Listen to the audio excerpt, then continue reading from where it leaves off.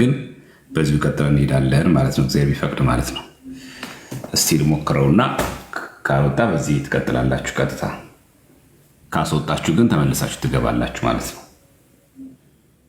ኔትወርኩን እንየውና የሚያስገባችሁ ከሆነ ስለዚህ ዛሬ በተአምረ ማርያም ላይ በውሸትና በሐሰት የተነገረውን የሐሰት ክስን እንደ እግዚአብሔር መልካም ፍቃድ እያየን እንማማርበታለን ማለት ነው።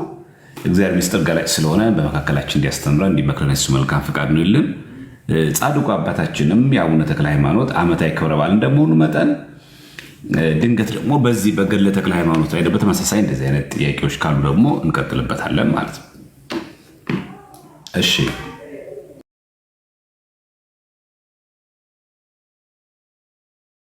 እሺ መጣሁ አይደል? አሁን ይታያቸዋል። አይ ቲንክ አይደል? ይታያቸዋል። ይታያል። መልካም። እሺ ያው እኛ ጋር ሁሉ ነገር ከፍቶ ሁሉ ነገር በእውነት ስለሆነ የምንማማረው ምንም ያው አንዱ የሚዋሽበት የሚያታልበት መንገድ ስለሌለ ትንሽ ደቂቃ ልስጣችሁ ኮፒ ሊንክ ለማድረግ ያለፋችሁ ሰዎች ያመለጣሶች እንዳታስደግሙኝ እባካችሁ ተቻለ መጠን ኮፒ ሊንክ አድርጉና ቶሎ ጨርሱ። እንግዲህ ለዚህ ማስታወቂያ መስራት አይጠበቅብኝ ማለት እና እንደዚህ ማስራት ስለማይጠበቅ እንግዲህ ለዚህ እናንተ ኮፒ ሊንክ ሼር ማድረጉን ለሰዎች መዳረሱን አድርጉና ሰብሰብ ብለን ቶሎ ብዬ ልጀምር። ሬዲ ከሆናችሁ ልጀምር፣ ዝግጁ ከሆናችሁ ንገሩኝ። ኮፒ ሊንክ ለማድረግ ብቻ ኮመንቱን አብሩላቸውና ትምህርቱን ስንጀምር ደግሞ እናጠፋዋለን።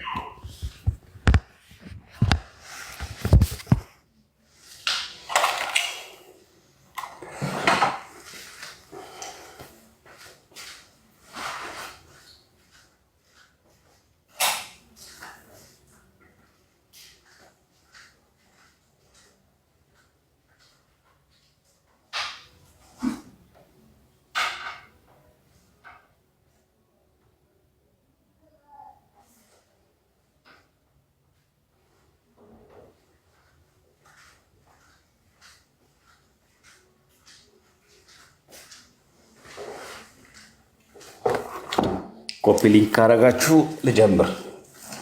ሬዲ ከሆናችሁ መጀመር እንችላለን።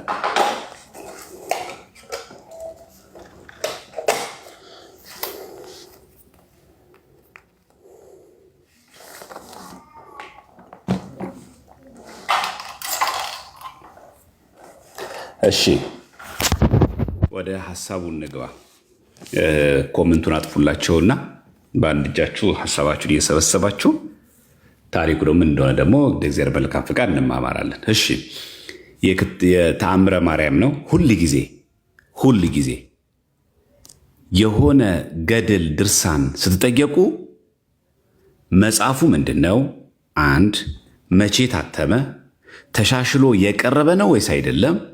ያ ተሻሽሎ ደግሞ አቅራቢ በኢትዮጵያ ኦርቶዶክስ ተዋሕዶ ቤተክርስቲያን በትንሣኤ ማተሚያ ድርጅት የታተመ የቤተክርስቲያኒቷ አርማ ያለው ከእንደገና ደግሞ ውስጥ ስትገቡ እዚህ ጋር የቅዱስ ፓትርያርኩ ስዕል ብቻ ሳይሆን የትንሣኤ ማተሚያ ድርጅት እንደዚህ መግለጫ የሰጠበት መሆኑን እንዳትረሱ ሁል ጊዜ ማለት ነው።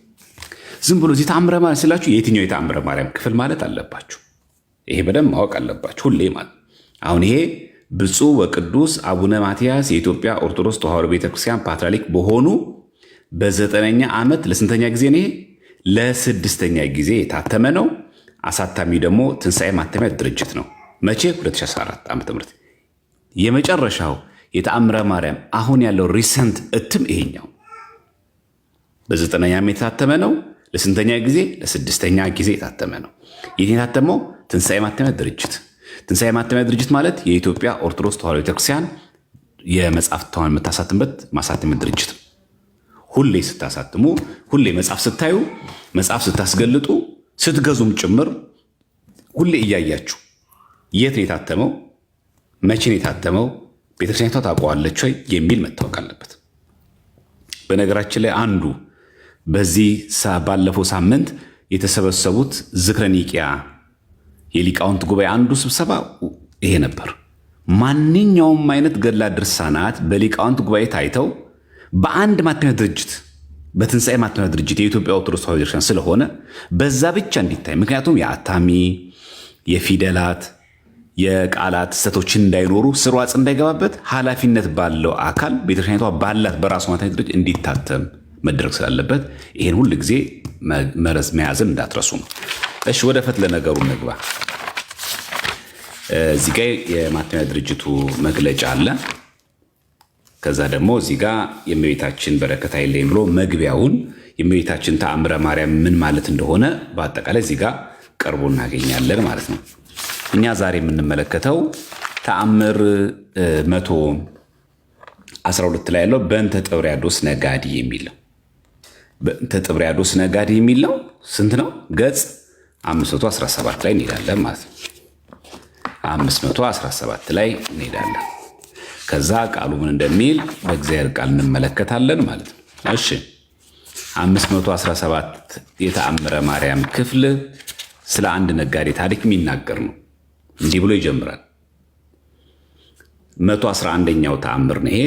ስለ ነጋዴው ጥብርያዶስ ይላል። ልመናዋ ክብሯ በእኛ ለዘላለም ይደርብንና አምላክን የወለደች በድንጋሌ ሥጋ በድንጋሌ ነፍስ የጸናች ክብርት እመቤታችን ያደረገች ተአምር ይህ ነው። ቅፍጥ በሚባል ሀገር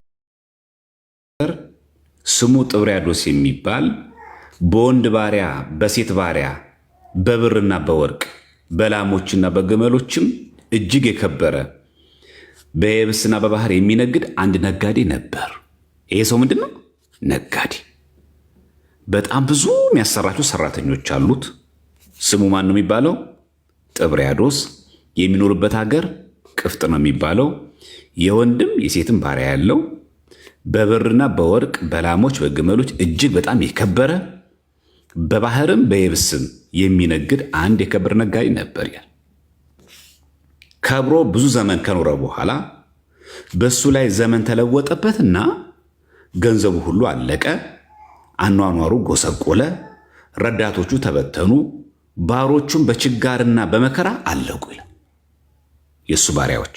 ምክንያቱም እዚህ ጋር በወንድና በሴት ባሪያ የከበረ ነበርና የሚያበላቸውን ሲያጣ እነሱ በችጋርና በመከራ አለቁ። ከሰረ ይሄ ሰው ማለት ነው። እንቀጥል። ለመሰላችሁ እንደዚህ የምናየው የአንድን ሐሳብ ጽንሰ ሐሳብ ታሪኩ ምን እንደሆነ ብንጠይቅ እንኳን ለማብራራት እንዲመቸን ገለጻ ለማድረግ እንዲመቸን ማለት ነው።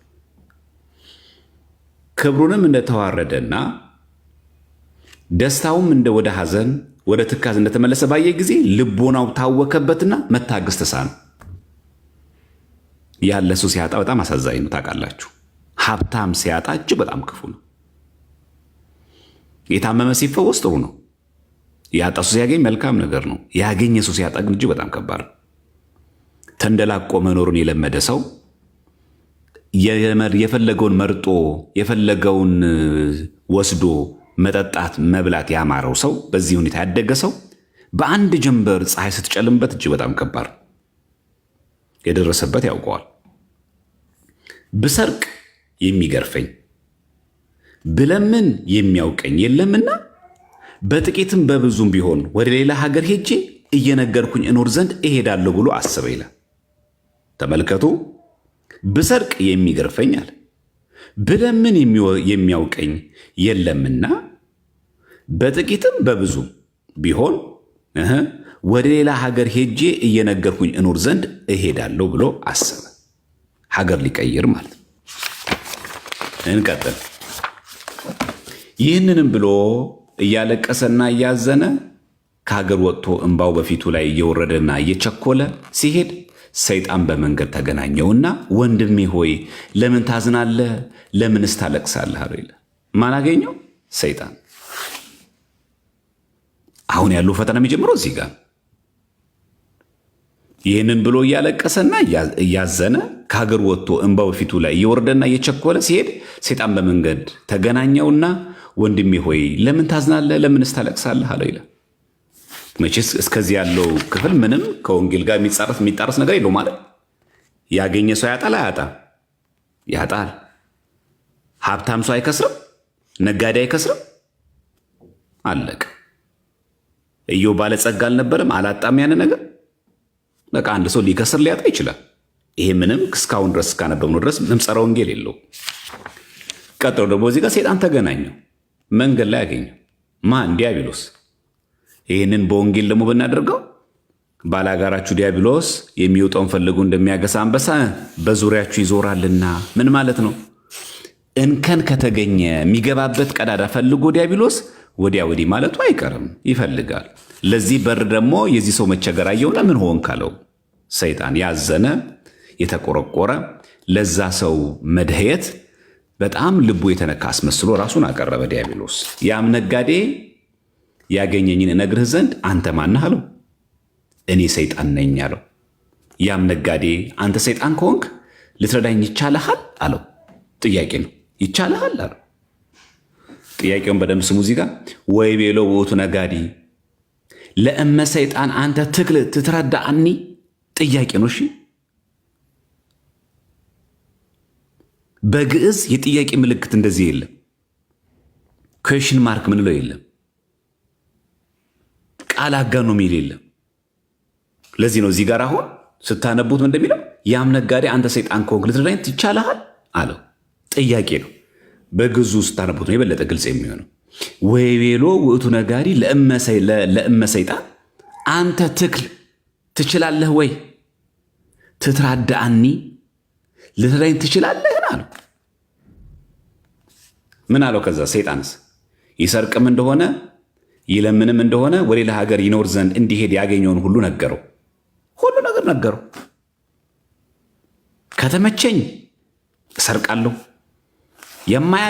የማልችል ከሆነ እለምናለሁ፣ ብቻ ግን ሌላ ሀገር ሄጄ ወይ ስርቆት ወይ ልመና ውስጥ ልሰማራ ነው አለው። ለማን እንደዚህ የሚለው? ለሰይጣን። ሰይጣንም ነገሬንስ ብትቀበለኝ ባለ ዘመኑ ሁሉ እንደ ቀድሞ ፈጽሞ ባለጸጋ ትሆናለህና ክንድህን አውጥተህ በደረቴ ውስጥ ያለውን ውሰዳል።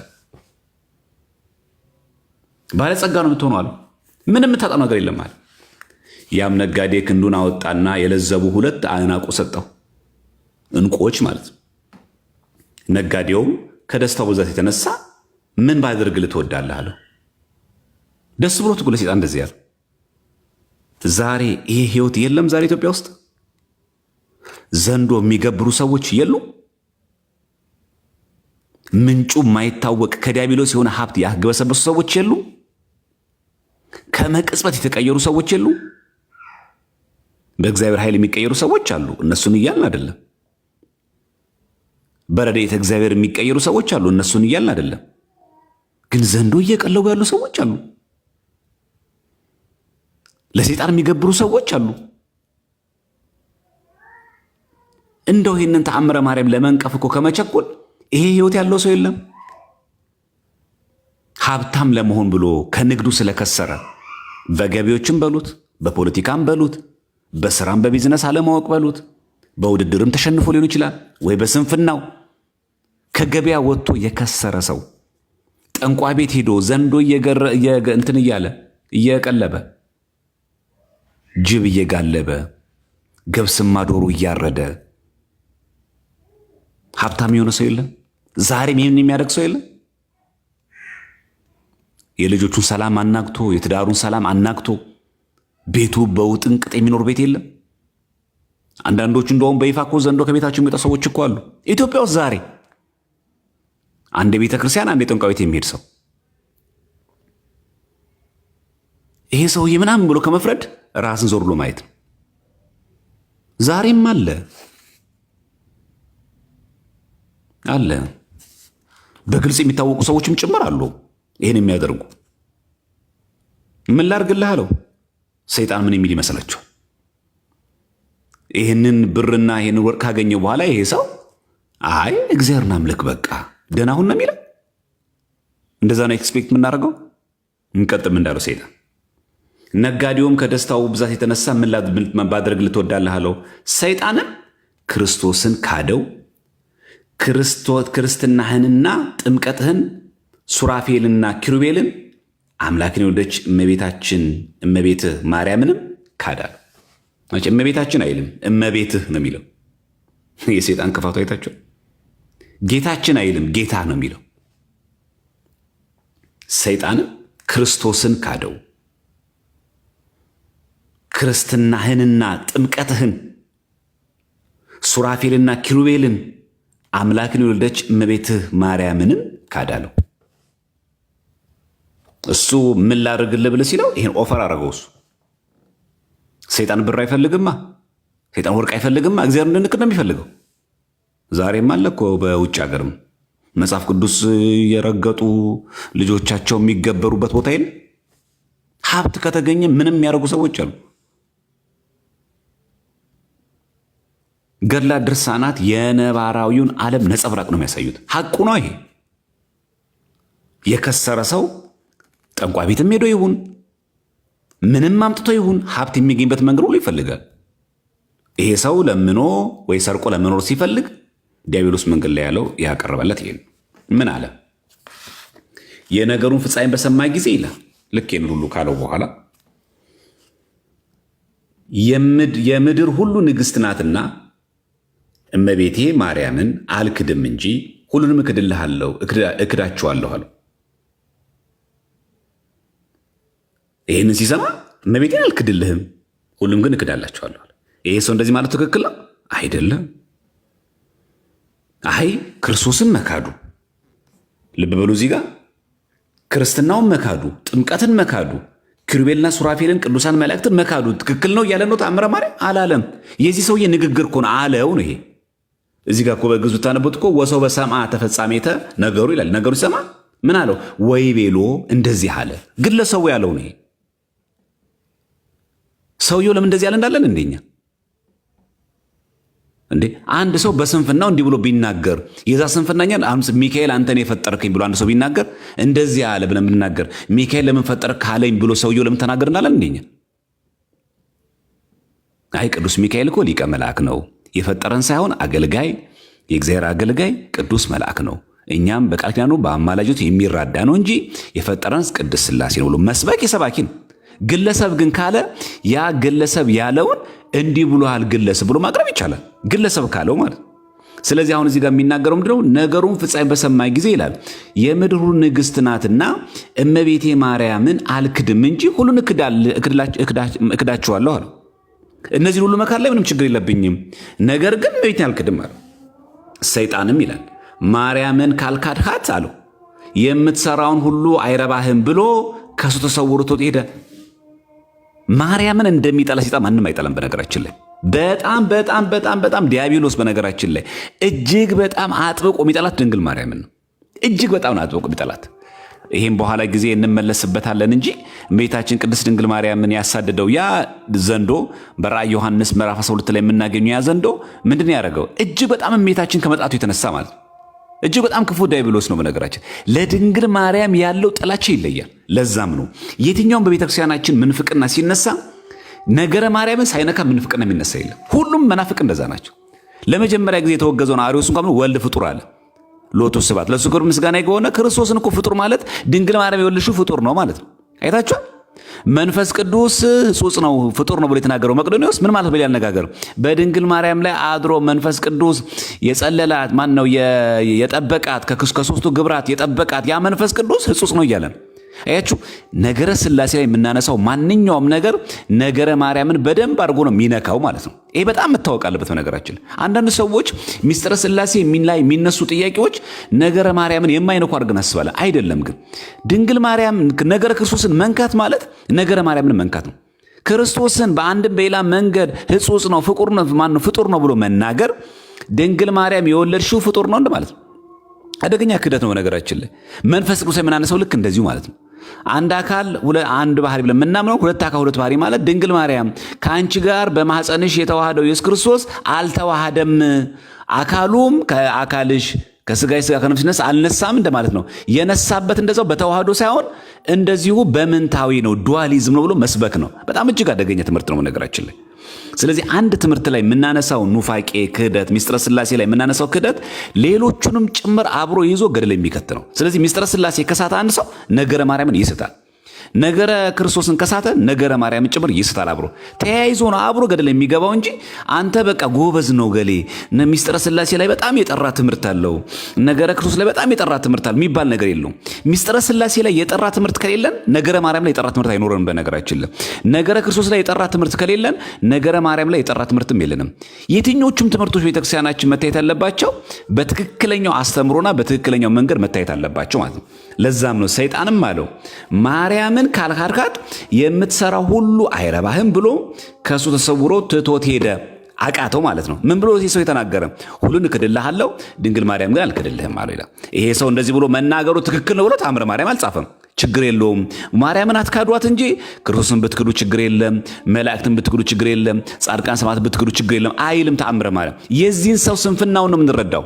አንደኛ ሰይጣን ነኝ እያለው አንድ ሰው ምን ያናግረዋል? ስንፍናውን እንቆጠር ከተባለ ሰይጣን ነኝ እያለው እኔ ሰይጣን ምን ልታደርግልን ትችላለህ አለው። እኔማ ከሰማኸኝማ ይሁን እንዲያደርግልሃለሁ አለው። ልክ ዛሬም እንደዚሁ ማለት ነው። ሲከስሩ ህይወት ምስቅልቅል ሲወጣባቸው እጅግ በጣም ባለሀብት ሰዎችና የከበሩ ሰዎች አይታችሁ ከሆነ በሪል ስቴት በከበረ ቤት የሚኖሩ ብዙዎቹን አይታችሁ ከሆነ በጣም በከበረ ላይፍ የሚኖሩ ሰዎች ሲያጡ እንደሚያደርጉት ጠንቋይ ቤት ነው የሚሄዱት፣ ይገብራሉ። ያን ሀብት ስጋዊ ፍትወት አስመስሎ ስጋዊ የሆነ ውበትንና ጥሩ ነገር አስመስሎ ያሳያቸዋል። ከዛ ይዟቸው የት ይገባል? ገደል ይገባል ማለት። ስለዚህ ሰይጣንን ካልካድከው ሰይጣን ምን አለው? ማርያምን ካልካድካት በቃ የምትሰራ ሁሉ አይረባህም ብሎ ከሱ ተሰውሮ ትቶት ሄደ ይላል። ከዛ ሰይጣንም ከሱ ከተሰወረ በኋላ ይላል ከዛ ሰው ተሰወረ፣ ሰይጣን ተለየው ከሱ። ከዛ ምን ሆነ? ከዚህ በኋላ ሰይጣን ሲሰወረው በክንዱ ላይ ያለው ዕንቁ ባህሪ ያይ ዘንድ ያ ነጋዴ ክንዱን ባወጣ ጊዜ ተለውጦ አሸዋ ሆነ። በጣም የሚገርም ነው። ለካ ያ ያሳየው እንትን ፌክ ነው። በዘመናዊ ንግግር እንዲገባችሁ በቃ ህገወጥ የሆነ አርቲፊሻል የሆነ የሐሰት ብር ኖት እንደማለት ነው። በሞባይል ብንገልጸው ደግሞ ሃይ ኮፒ ነው ማለት አሳየ ማለት ነው። ሰይጣን ራሱን የብርሃን መልአክ ሲመስል ድረስ ይለውጥ የለ። ስለዚህ አሸዋን ድንግ ወርቅ አስመስሎ ማሳየት በጣም ቀላል ነው።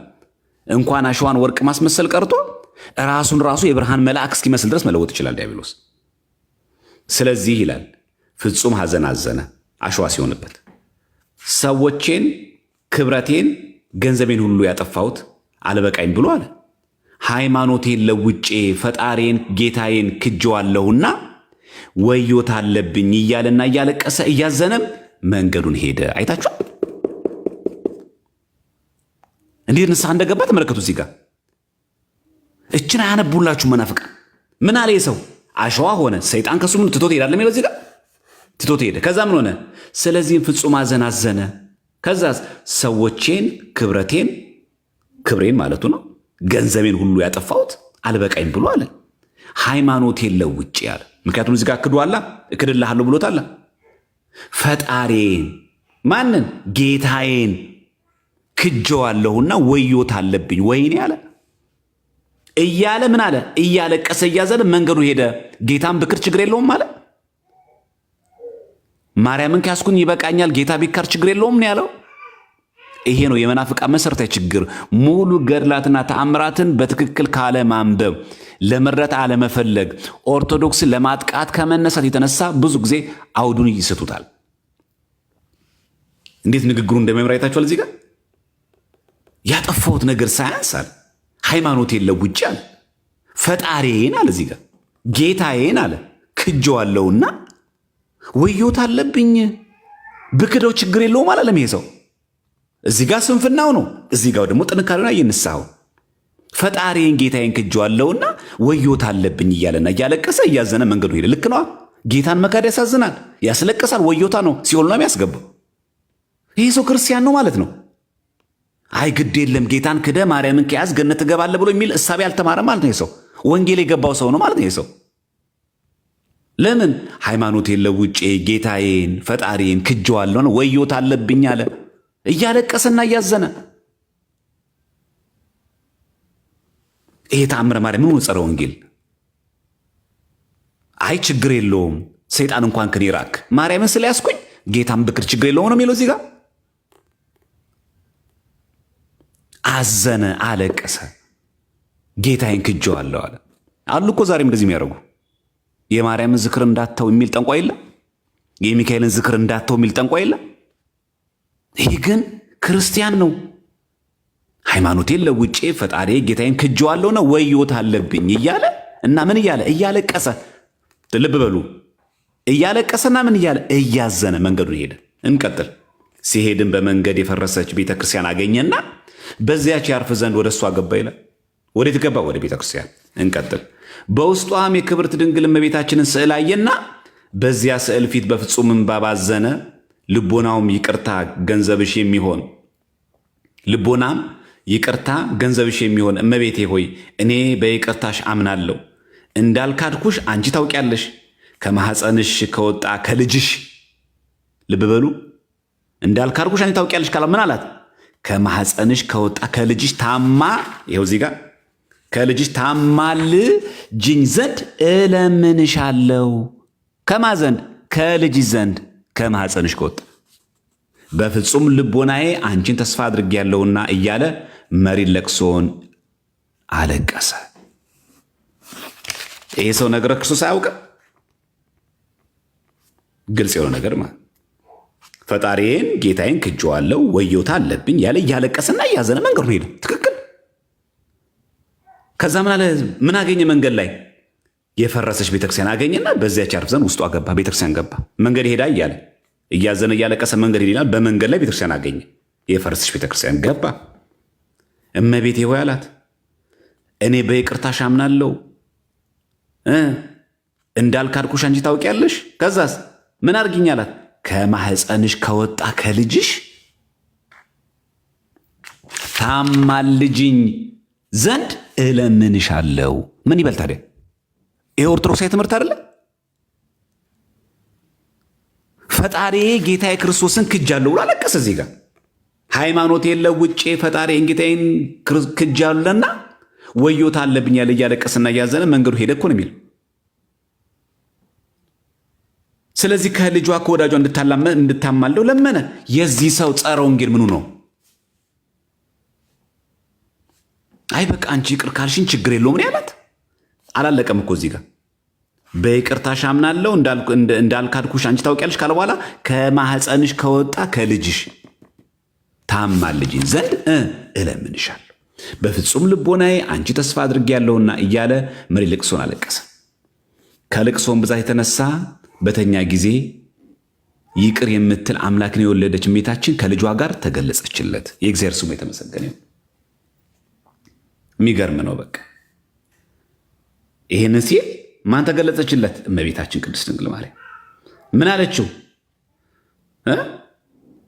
እመቤታችን ተገለጸችለት። ከማጋ? ከልጇ ከወዳጇ ጋር ሆና ተገለጸችለት። ምን አለችው? ተገለጸችና ያለችውን እንግዲህ እንመልከቱ እዚህ ጋር ማለት ነው። እንግዲህ ልብ በሉ እዚህ ጋር ይሄ የተአምር መጽሐፍ የቤተክርስቲያናችን የተአምር መጽሐፍ ነው። እንደምታውቁት ከዚህ በፊትም እንዳልኩት ተአምራት መጽሐፍት የግድ ሁላችሁ እንደምታውቁት የግድ በመጽሐፍ ቅዱስ መደገፍ አይጠበቅባቸውም። ለምን? ተአምር ማለት ሲጀመር ከተፈጥሮ ሕግ ውጭ ነው። አንዴ። ሁለተኛ የትኛውም አይነት ተአምር ልብ በሉ የትኛውም አይነት ተአምር በመጽሐፍ ቅዱስ ላይ ተጽፎ ብናገኘም ሁሉም ተአምር ቃል በቃል መጽሐፍ ላይ ይጻፍ አንልም። ለምን? እግዚአብሔር አምላክ ከመጽሐፍ ቅዱስ ውጭ ባሉት ተአምር መሳሳት ጀምረን አንከለክለውማ። ይሄ ደግሞ ትክክል አይደለም። ይሄ ትክክል አይደለም። ምክንያቱም እንዲህ ብለን እግዚአብሔር ልንወስንለት አንችልም። በቃ ተአምር ማድረግ ያለብን መጽሐፍ ላይ በተዘገበው ነው። ከመጽሐፍ ቅዱስ ውጭ እግዚአብሔር አምላክ ተአምር ልታደርግ አትችልም ብለን እግዚአብሔር ላይ ገደብ አናስቀምጥም። ይሄ ስህተት ነው፣ ትክክልም አይደለም። ከዛ እንቀጥል። ተገለጸችለት። ምን አለችው? ጌታችንም በዙፋኑ ላይ ተቀምጦ ሳለ እመቤታችን በፊቱ ቆማ ልጄ ሆይ የዚህን ኃጥእ ምስኪን ሰው ኃጢአቱን ይቅር ትለው ዘንድ እለምንሃለሁ አለችው። አስገድሃለሁ ነው ያለችው? አዝሃለሁ ነው ያለችው? መመሪያ ሰጥቻለሁ ነው ያለችው? ይሄ ነው የዛ ቤት ትልቁ ችግር ይሄ ነው። አሁን እንግዲህ ሙሉን ያነበብነው አሁን ከቆርጠን እንደነሳ አይደለም የጀመርነው ከዚሁ ነው። ሙሉን ያነበብነው አንድ ክፍል እነዚህ ለፈለግነው ዓላማ አልተጠቀምንበውም። እያንዳንዷን ክፍል አንድ በአንድ የዘለልነውን ቁጥርም የለም። ይሄው አሁን ያለነው ቁጥር 22 ላይ ነው። ጌታችንም በዙፋኑ ላይ ተቀምጦ ሳለ እመቤታችን በፊቱ ቆማ ልጄ ሆይ ነው ያላችኋል። ልጄ ሆይ አለችው። ማንን? ክርስቶስ። ምን ብሏታል ነበር? ያ ሰው ምን ብሎ ለምኗታል? ከልጅሽ ከወዳጅሽ ታማልጅኝ ዘንድ ለምንሻለሁ ብሏታላ። እያማለደችው ነው። አሁን ምን አለችው? ጌታን በፊቱ ቆማ ልጄ ሆይ የዚህን ኃጥእም ምስኪን ሰው ኃጢአቱን ይቅር ትለው ዘንድ እለምንሃለሁ። አዛሃለሁ አይደለም ያለችው። መመሪያ ሰጥቻለሁ አይደለም ያለችው። ምን አለው? እለምንሃለሁ። ልመና ነው። ይሄው በግዕዝ የምናነበው ካል ወንዘ ይነብር እግዚእነ ዲበ መንበሩ ቆመት ቅድሜሁ ወትቤሎ እግዝእትነ እስእለከ ኦ ወልዴ ነው ያለችው። እስእለከ ነው ያለችው። እለምንሃለሁ ከመ ትስረይ ሎቱ ኃጢአቶ ለዝንቱ ብእሲ ኃጥእ ወምስኪን። ምን አለችው? የዚህን ኃጥእ ምስኪን ሰው አይ ኃጥእ መሆኑን ድንግል ማርያም አውቃለች። እግዚአብሔርን ክዷላ፣ ክርስቶስን ክዷላ፣ መላእክትን ክዷላ፣ ሃይማኖቱን ክዷላ፣ ጥምቀትን ክዷላ። ለምን እዚህ ጋር ብሎ ሰይጣን ሲያስክደው ክርስቶስን ካደው። ክርስቶስንና ጥምቀትን ሱራፌልንም ኪሩቤልንም አምላክ የወለደች እመቤትን ማርያምንም ካድን ያለው አይደል? ከዛ ነው ነገሩን ፍጻሜ በሰማይ ጊዜ ሁሉን እክድልሃለሁ እሷን ግን አልክድልህም አሉ። ያ ማለት ክጃለሁ ሳይሆን ያለው እክድልሃለሁ። ቅድመ ሁኔታውን ሲያየው ድንግል ማርያም አይም ብየው አለ። ኮንፊርሙ ካላደረገም ይሄ ሰውዬ ግን ሲያየው ክርስቶስን እክዳለሁ፣ መላእክትንም እክዳለሁ፣ እንደው ጥምቀት ያመንኩባትን ጥምቀት እክዳታለሁ፣ ክርስትናዬንም እክዳለሁ፣ ሱራፌልና ኪሩቤልም እክዳለሁ፣ ድንግል ማርያም ግን አልክድም አለው። የዚህን ጊዜ ሰይጣን ምን አለው? ማርያምን ካልካድካት የምትሰራ ሁሉ አይረባህም ብሎ ከሱ ተሰውሮ ነው ትቶት ሄደ ይላል። ትቶት ሄደ ማለት ከዚህ በኋላ ነው ያለው የምናነበው ማለት አማልደኝ የዚህን ኃጥእ ምስኪን ሰው ኃጢአቱን ይቅር ትለው ዘንድ እለምንሃለሁ አለችው። ምን አለችው? እስእለከ ኦ ወልድየ ከመ ትስረይ ሎቱ ኃጢአቶ ለዝንቱ ብእሲ ኃጥእ ወምስኪን። ለዚህ ምስኪን ለዝንቱ ማለት ለዚህ ምስኪን ሰው ኃጢአቱን ይቅር እለምንሃለሁ አለችው። ጌታም ከመላእክቶቼ ጋር ክዶኛልና ይቅራሉ ማለት ማን? ጌታችን። ይኸው እዚህ ጋር ወይቤላ እግዚእነ ኢይሰሪ ሎቱ እስመ ክህደኒ ምስለ መላእክትየ። ጌታም ከመላእክቶቼ ጋር ክዶኛልና ይቅር አልለውም ማለት። ምን አለችው ድንግል ማርያም? እለምንሃለሁ። ልመና ነው። አዛሃለሁ አላለችው። ግድ ነው አላለችው። መመሪያ ሰጥቻለሁ አላለችው። እለምንሃለሁ አለችው እንጂ አዛሃለሁ አላለችው። እስእለከ ነው የሚለው በግዕዝም ብናነበው። ጌታችን ግን ምን አለ? ከመላእክቶቼ ጋር ክዶኛልና፣ ልክ እዚህ ጋር ቀደም እንዳልነው ከመላእክቶቼ ጋር ክዶኛልና ይቅር አልለውም አላት። የልጇንም ቃል በሰማች ጊዜ ልጄ ሆይ የዚህን ኃጥእ ምስኪን ኃጢአቱን ይቅር ትለው ዘንድ እለምንሃለሁ፣ በጠባኸው በጡቴም አማጽኛሃለሁ እያለች መሪ ለቅሶም በፊቱ አለቀሰች። ምን አለችው? መሪ ለቅሶ አለቀሰች። ምን አለች? የልጇን ቃል በሰማች ጊዜ ምን የሚለውን ይቅር አልለውም አላ። ይቅር አልለውም ካልክ በቃ እንግዲህ እንደምታውቀው አንተ ሰው ጥብርያዶስ፣ ምክንያቱም ስሙ እዚህ ጋር እንደምታዩት ማን ነው ስሙ? ቅፍጥ በሚባል ሀገር ስሙ ማን ነው? ጥብርያዶስ። በወንድ ባሪያና በሴት ባሪያ የከበረ ሰው ነው። ቅፍጥ በሚባል ሀገር ነው ስሙ ማን ነው? ጥብርያዶስ ነው የሚባለው። በወንድና በሴት ባሪያ የከበረ ሰው ነው። ከዛ ምን አለችው ድንግል ማርያም?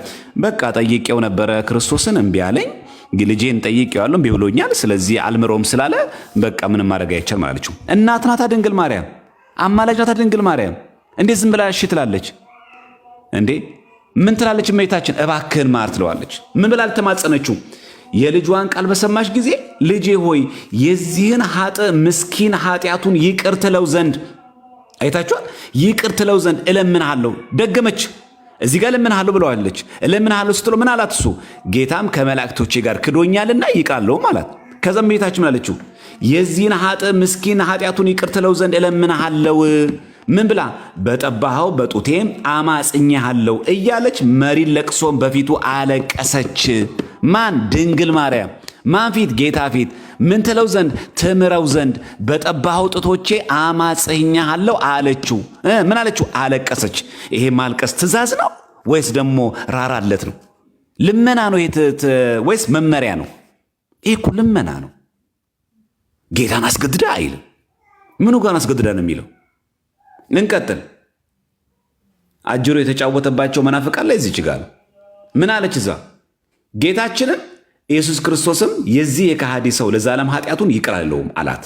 ከመላእክት ጋር ክዶኛልና ክርስትናውንና ጥምቀቱንም ክዶ ማነው? ክርስትናውንና ጥምቀቱን ንቆ ክዷልና አላት። ምን አለችው ጌታችን? እንዲህ ሲላት ይህንን በሰማሽ ጊዜ ልብሷን ቀዳ ሰኔ ብለ ይቅር ካላልከው ብላ ጡቶቿን አውጥታ ጡቶቼን ቆርጬ እጥላችኋለሁ፣ ጉንጮቼንም እሰነጥቃችኋለሁ አለች። ይሄ ማስፈራሪያ ነው አይደለም፣ እንዲራራ ነው። ይህን እስቲ በወንጌል በመጽሐፍ ቅዱስ እንየው። ለምሳሌ ኦሪት ዘጸአት ምዕራፍ 32 ላይ ሙሴ ምን ብሏል?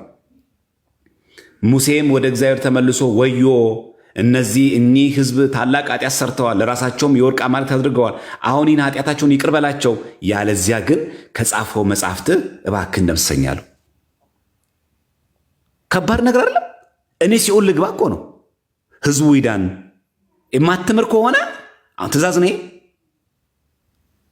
ሙሴ እግዚአብሔርን እያስፈራራ ነው። ዘጸአት 32 ነው። አሁን ይህን ኃጢአታቸውን ይቅር በላቸው አለ ሙሴ። ከዛ ግን አለ ያለዚያ ግን አለ። ያለዚያ ግን ማስፈራሪያ ነው፣ ዛቻ ነው። ያለዚያ ግን አለ ከጻፈው መጽሐፍ እባክህ ደምስሰኝ አለው። እያስፈራራው ነው እግዚአብሔር። ትእዛዝ እየሰጠው ነው ሙሴ። ያለዚያ ግን ማለት ነው። እስቲ እግዚአብሔር ያሳያችሁ።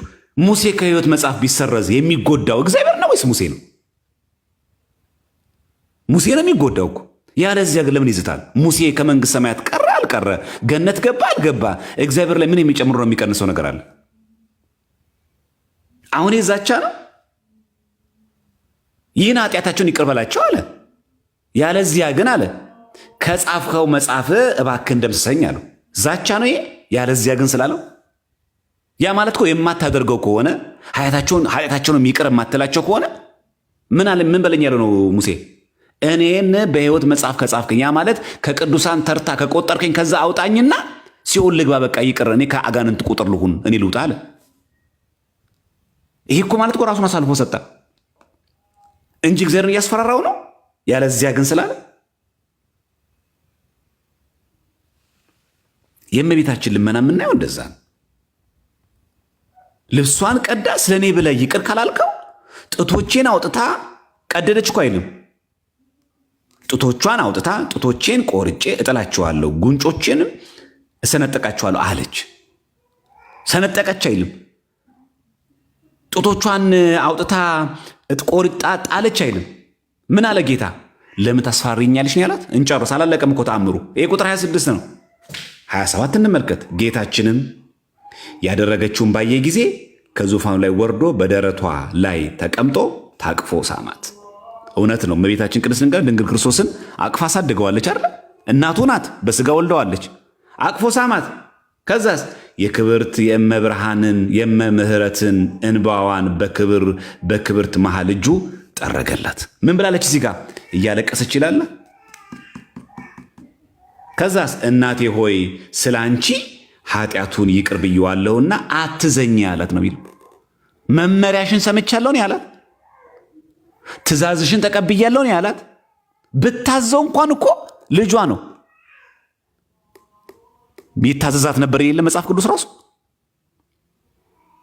ይታዘዛት ነበር እኮ ቤታችንን። ምን ይደንቃል ይሄ? አሁን ትልቅ ነገር ነው ይሄ። መታዘዝ ሲባል እኮ ጌታ እኮ አሳይቶናል እኮ። ዝቅ ብሎ እኮ ታዟል። በጥበብና በሞገስ በሰውና በእግዚአብሔር ፊት አላደገ? ይታዘዝ እኮ ነበር። እና ይሄ መታዘዙ ለጌታችን ለኢየሱስ ክርስቶስ ሲነገር እንደው እንደ ትልቅ ነገር ማየት የለብንም። እውነት ነው መጽሐፍ ቅዱስ እኮ የሚናገረው። ይሄው የሉቃስ ወንጌል ምዕራፍ 2 ቁጥር 51 ተመልከቱ። ምን እንደሚለው ከእነሱም ጋር ወርዶ ወደ ናዝሬት መጣ፣ ይታዘዝላቸውም ነበር ይላል። እናቱም ይህን ነገር ሁሉ በልቧ ትጠብቅ ነበር ይላል። ይታዘዝላቸው ነበር ይላል። አስገድዳው ነው የምታዘው ጌታ። የድንግል ማርያም ፈጣይነት ፍጡርነት ቀርቶ ነው የሚታዘዝላት። የእሱ ፈጣይነት ቀርቶ ነው። ምንም ጥያቄ የለውም። ይሄ ይታዘዝላት እኮ ነበር። ያውም እኮ ለድንግል ማርያም ብቻ እኮ አይደለም፣ ይታዘዝላቸውም ነበር። ለማን? ለእመቤታችን ለቅድስት ድንግል ማርያምና ለማን? ለዮሴፍ ይታዘዝ ነበረ። እሺ በጎ ብሎ ያደርግ ነበር። እኛን ለማዳን የመጣው የጌታ ይታዘዝላት ነበር። ምንም ጥያቄ የለውም። የጸረ ወንጌል አይደለም ይሄ። ዮሴፍን እኮ የሚያዘው ዮሴፍን የፈጠረ ጌታ እኮ ነው ለዮሴፍ የሚታዘዘው። ድንግል ማርያምን የፈጠረ ጌታ እኮ ነው ለድንግል ማርያም የሚታዘዘው። ትህትናውን ነው የሚያሳየው ይሄ። እዚህ ጋር ምንድን ነው ያለችው? ማርልኝ ነው፣ ማርልኝ ነው። እመቤታችን ወደዚያ ሰው ሄዳ ከእንግዲህ ወዲህ ሁለተኛ አትበድል አለችው። የእግዚአብሔር ስሙ የተመሰገነ። አያችሁ ኮሬክሽን። ሲምር ይቅር ብዬዋለሁ አላት። እናቴ ሆይ ስለ አንቺ ኃጢአቱን ይቅር ብዬዋለሁና አትዘኝ ሲላት፣ ጎበዝ እንኳን ክርስቶስን ካድክ፣ እንኳን ሃይማኖትን ካድክ፣ እንኳን ጥምቀቱን ካድክ፣ እንኳን ኪሩቤልና ሱራፌልን ካድክ፣ እኔን አለማካድ ነው ዋናው ነገር ያዳን አይደለም ያለችው። ምን አለችው? ወደዚያ ሰው ሄዳ ከእንግዲህ ወዲህ ሁለተኛ አትበድል አለችው። እንዲህ እንዳታረግ አለችው። ምን ሆኗል ግን ያ ሰውዬ? ኃጢአቱ ተሰረዩለታል እኮ፣ ይቅር ተብሏል እኮ። መርሃባ ጎበዝ፣ በቃ ይኸው ልጄን ለምኜ ገብተሃል፣ ደስ ብሎ ኑር አለም ያለችው። አስተካከለችው። ድንግል ማርያም እንደዚህ ናት። ክርስቶስን ብንክድ ድንግል ማርያም ዝም አትለንም። ስላሴን ብንክድ ዝም አትለንም። ለዚህ ነው ውዳሴ ማርያም ላይ ለስላሴ መስገድን የምታስተምርላችሁ የለ? ውዳሴ ማርያም ስንደግም እንደዚህ የሚል ቃል የለ? ለስላሴ መስገድን የምታስተምርላችሁ ይላል። ለስላሴ ራሱ እንድንሰግድ ነው ድንግል ማርያም የምትነግረን። አምልኩ ነው የምትለን። በቃና ዘገሊላም እኮ እመቤታችን ያለችን የሚላችሁን አድርጉ ያለችን። ምን አለችው? ያንን ሰው ወደዚያ ሰው ሄዳ ከእንግዲህ ወዲህ ሁለተኛ አትበድል አለችው ይላል። አትበድል ምን ማለት ነው? ማለት ሰይጣን ክርስቶስን ክደህ፣ ክርስትናና ጥምቀትን ክደህ፣ ሱራፌልና ኪሩቤልን ክደህ እንዳትሄድ እንጂ ዋናው እንኳን ናመንከኝ፣ እሺ ለእኔ ያለ ፍቅር እኮ ይለያል። በጣም ደስ የሚለው ዋናውን የሚያዝን የጠቀመህ አይደለም ያለችው።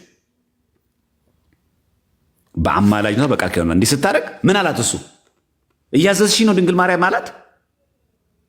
አሁንስ ተጭነሽኛል፣ እኔ አሁን እየከበደኝ መጥቷል ጌታ እንደዛ ነው ያላት አይደለም። የክብርት የእመ ምህረትን ይላል። ደስ አይልም ቃል ራሱ እመ ምህረት። ክርስቶስ ምህረት ነው። እመቤታችን ደግሞ እመ ምህረት፣ የምህረት የክርስቶስ እናት ማለት ነው። አያችሁ ንግግሩ ራሱ እንዴት ደስ እንደሚል። መሐሪው እሱ ነዋ። ስሙን ምን አለው? ምህረት አለው። ክርስቶስን ምህረት አድራጊ ነዋ፣ ይቅርታ አድራጊ ነዋ። ይቅር ብየዋለሁ ያላት ማን ነው? ክርስቶስ ነው። እናቴ ሆይ ስለ አንቺ ኃጢአቱን ይቅር ብየዋለሁና አትዘኝ አላት። ይቅርታ አድራጊው ማን ነው? እሱ ነው። ምኑ ጸረ ወንጌል ታዲያ? በወንጌል ይቅርታ አድራጊስ ማን ነው? ኃጢአትን ማሰር የሚችል ማን ነው? እየዛትሽብኝ ነው፣ እያስፈራራሽኝ ነው፣ እየተጫንሽ ነው ጌታ ብሏታል። የእመ ምህረትን እምባዋን በክብርት መሃል እጁ ጠረገላት። እመ ምህረት አላት። እሱ ምህረት ከሆነ እሷ እመ ምህረት ናት። እሱ ክርስቶስ ከሆነ እሷ ደግሞ እመ ክርስቶስ ናት። እሱን እግዚአብሔር ካልነው እሷን እመ እግዚአብሔር እንላታለን። እሱን ብርሃን ካልነው እሷን እመ ብርሃን እንላታለን። እሱን ጌታ ካልነው እሷን የጌታ እናት እንላታለን። እሱን ኢየሱስ እንለው እሷ ደግሞ የኢየሱስ እናት ትባላለች። እሱ ጋር ያለው ሲስተካከል እሷ ጋር ያለው ይስተካከላል። ምን ያደረገ? የእምነት ጸሎት የእመቤታችን ምን የሚል እለምንሃለሁ። አለቀሰች። እዚህ ጋር እንደዛ የሚል ደስ አይል ንግግሩ ራሱ አለቀሰች። ይህንንም በሰማች ጊዜ ልብሷን ቀዳ ሰኔ ብለ የቅርብ ያካላልቀው ብላ ጡቶቿን አውጥታ ጡቶቼን ቆርጬ ያጥላችኋለሁ፣ ጉንጮቼንም እሰነጠቃችኋል አለች። ሰው ይዳን እኮ ነው። ሰው ይዳን። እባክህን ልጄ ሆይ ማርልኝ አለች ይላል። እናቴ የክብርት የእመ ምህረትን እምባዋን በክብርት መሃል እጁ ጠረገላት። እናቴ ሆይ ስለ አንቺ ኃጢአቱን ይቅር ብየዋለሁና አትዘኝ አላት። ይቅርታ አድራጊው ማን ነው? እርሱ። ስለማ ብሎ ስለ ድንግል ማርያም። ለዚያ ለምንወርበው በለኒ ማሃርኩከ በእንተ ማርያም ድንግል አለ ምንለው ምን ነው? ጸረ ወንጌል ይሄ። እሱም ያነቡት አይታችሁ ተንኮላችሁ እችን ያነባሉ ቆርጠው፣ እችን የሚቆርጧት። ይሄንን ማንበብ አይፈልጉም። ቀጣይ ክፍል አለዋ። ቁጥር እኮ 26 አላለቀም። የሚያልቀው እኮ 36 ላይ ነው እኮ። ልመናዋ ክብሯን በእኛ ዘላለም በእውነት ይደርብን ብለው ነው የሚያልቀው። እነሱ እችን ቆርጦ ያነባሉ። ሰው ይህን ከተገነዘበ ይረዳላ። ሁል ጊዜ መናፍቅ ቆርጦ አንባቢ ነው፣ ቆንጠር ነው፣ መቆንጠር ይወዳል። እግዚአብሔር በቸርነቱ ቆንጥር ከመሆን ይጠብቀን። በእውነት የሆነ የመጽሐፍ ቅዱስ ቃል ቆንጥር ቡጭቅ አድርጎ መውሰድ። ይህ ባለፈው ያያችሁት እዚህ ጋር ያያችሁት ውሸት ማለት ነው። እዚህ ውሸት ያያችሁት ሲል እዚህ መጽሐፍ ላይ ይሄ የኢስተርን ኦርቶዶክስ ነው አለ። ስሙን አልጠራውም ታውቁታላችሁ። ጠቀሰና እዚህ መጽሐፍ ላይ ይሄው ተመልከቱ። እዚህ መጽሐፍ ላይ ራሱ ጸጋ የሞላብሽ የሚለው የድንግል ማርያም ሃይሊ ፋቨርድ ነው የሚለው እንጂ ጸጋ የሞላብሽ አይልም። እንደዛ ነው የሚለው። ይሄን አሁን የሚያነብሰው እውነት ነገ ይሄን መጽሐፍ ሲያነብሰው አማዞን ላይ አያገኘውም ብሎ ነው ሰው ይሄን ችግር የለውም። ለጊዜው ዮኒ ማኛን ማታለል እኮ ይቻላል። አንገት እየነቀነቀ እኮ በጣም የሚገርም ነው ልትባል እኮ ትችላለህ። ነገ እውነት ሲወጣስ የት ትገባለህ? የት ነው መደበቂያ? ይሄ አይደለም የሉቃስ ወንጌል ምዕራፍ 1 ይሄ ቁጥር 28 ተመልከቱ። ሃይሊ ፋቨርድ የሚለውን ቁጥር 28 ምን እንደሚል እዚህ ጋር ተመልከቱ። ምን ይላል? ሜሪ ይላል ማርያምን ቢንግ ዘ ኒው ኢቪ። ህዳጉ ላይ እኮ አለ። ገጽ ስንት ላይ? ይሄው 1363 ላይ ሜሪ ምን ትባለች? ድንግል ማርያም። ይሄው ምን ሲተረጉም ነው? ይሄ 1:28 ጸጋ ይሞላብሽ ቢሉ ከዛም ይላል ሶ ናው ይላል ሜሪ ኢዝ ብሌስድ። ከዛስ ሃይሊ ፋቨርድ እና በግሪክ በዘመናዊ ግሪክ በኮይኒክ ግሪክ ኬሪቶሜኒ ይባላል። አሁን ባለው በዘመናዊ ደግሞ የግሪክ ቋንቋ ምን ይባላል? ቻሪቶ ይባላል። ከዛስ ካን ኦልሶ ቢ ትራንስሌትድ ፉል ኦፍ ግሬስ። ምን ብሎ የተረጎመ ይላል? ፉል ኦፍ ግሬስ። አጅሬ ይችን ያነብና ይሄው እዚህ መጽሐፍ ላይ ጊዜን ለመቆጠብ ሲል ይሄ መጽሐፍ አላሳያችሁም። እዚህ መጽሐፍ ላይ ሃይሊ ፋቨርድ አይልም። ኢስተርን ኦርቶዶክሶች የሚጠቀሙት መጽሐፍ ነው። በሽለላ ይሆናል። ሰው ቢያንስ አትሊስት ይህን ቁጥር 28ን አንብቦ ቢያንስ ሃይሊ ፋቨርድ የሚለው እዚህ ጋር ቦልድ ጽፎታ ይታያቸዋል። እዚህ ጋር ሃይሊ ፋቨርድ የሚለው በቅንፍ ውስጥ በግሪክ ቻሪቶ የሚባለው ካን ኦልሶ ቢ ትራንስሌትድ ፉል ኦፍ ግሬስ።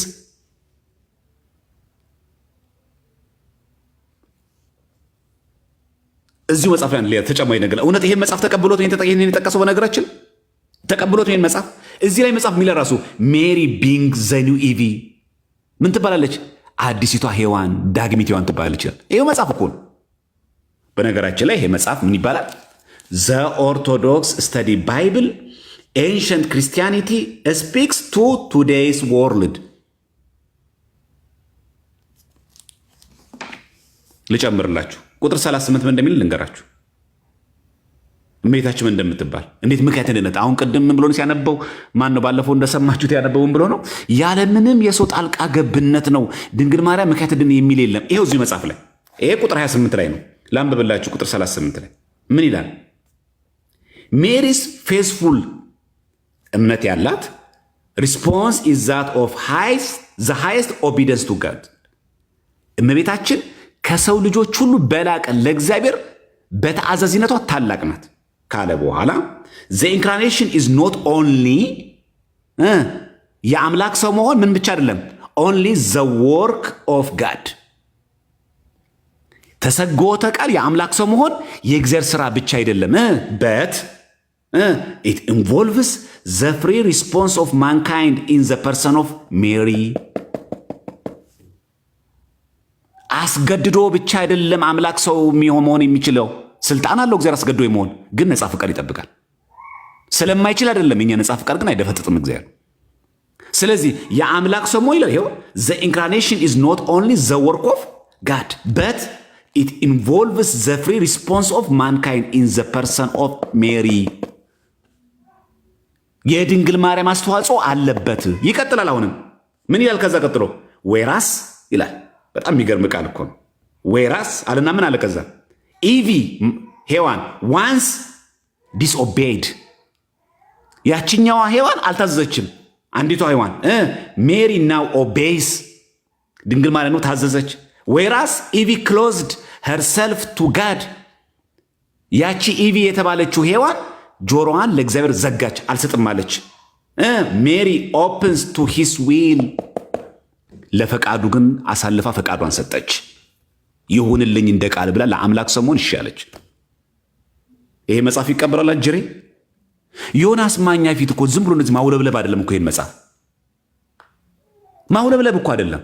ይሄ መጽሐፍ ይቀበላል። አሁን እሱ እንደሚቀበል ሰው አክት የሚያደርግ ይሄን ገጸ በመሆኑ ይቀበላል። እሱ ልጨምር አንድ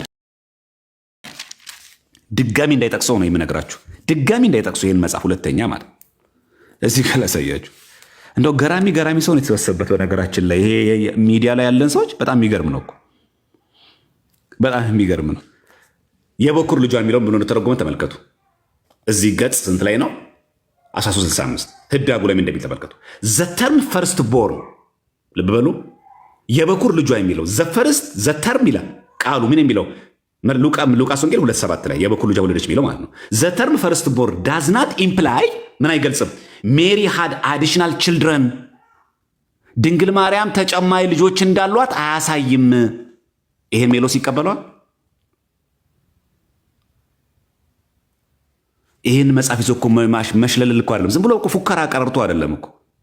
ይህን መጽሐፍ አሁን ብዙ ሰው ገበያ ላይ ስለማይገኝና አማዞን ላይ ስለሚገኝ ድንገት ሰው አያገኘውም ብሎ አስቦ ይህ መጽሐፍ አሁን ይቀበለዋል? እኛ አይደለም ያሳተሙን። አሁን ይህን መጽሐፍ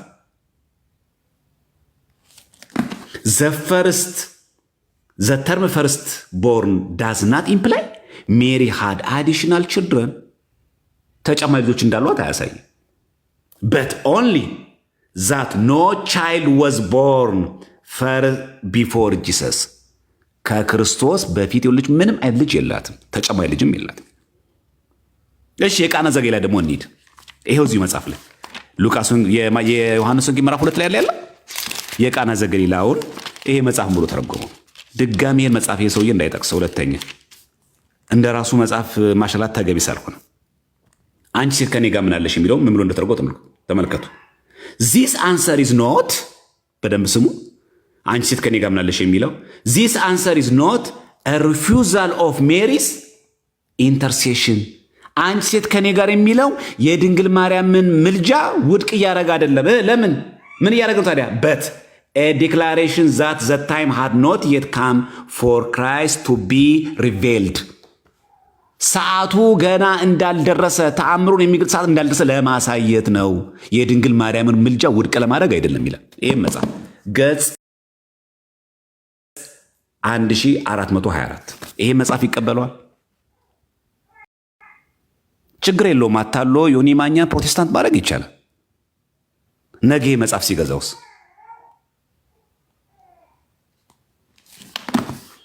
ቃል በቃል ነው የሚለው። እችን ንጽሕት ቅድስት ኦርቶዶክስ ተዋሕዶ ቤተክርስቲያን የሰጠን አምላክ በእውነት ይክበር ይመስገን፣ እግዚአብሔር ይመስገን። በእውነት አንድ ልድገምላችሁ። ዚስ አንሰር ኢዝ ኖት ሪፊውዛል ኦፍ ሜሪስ ኢንተርሴሽን ነው የሚለው። የድንግል ማርያምን ምልጃ ውድቅ ለማድረግ አይደለም አንቺ ሴት ከኔ ጋር ያላት። ምን ለማለት ነው? ዘ ዲክላሬሽን በት ኤ ዲክላሬሽን ዛት ዘ ታይም ሃድ ኖት የት ካም ፎር ክራይስት ቱ ቢ ሪቬልድ። ያንን ለመግለጽ ተፈልጎ ነው። የእሷን ምልጃ ውድቅ ለማድረግ አይደለም ይላል። ደብተራን የጻፈው ይህንን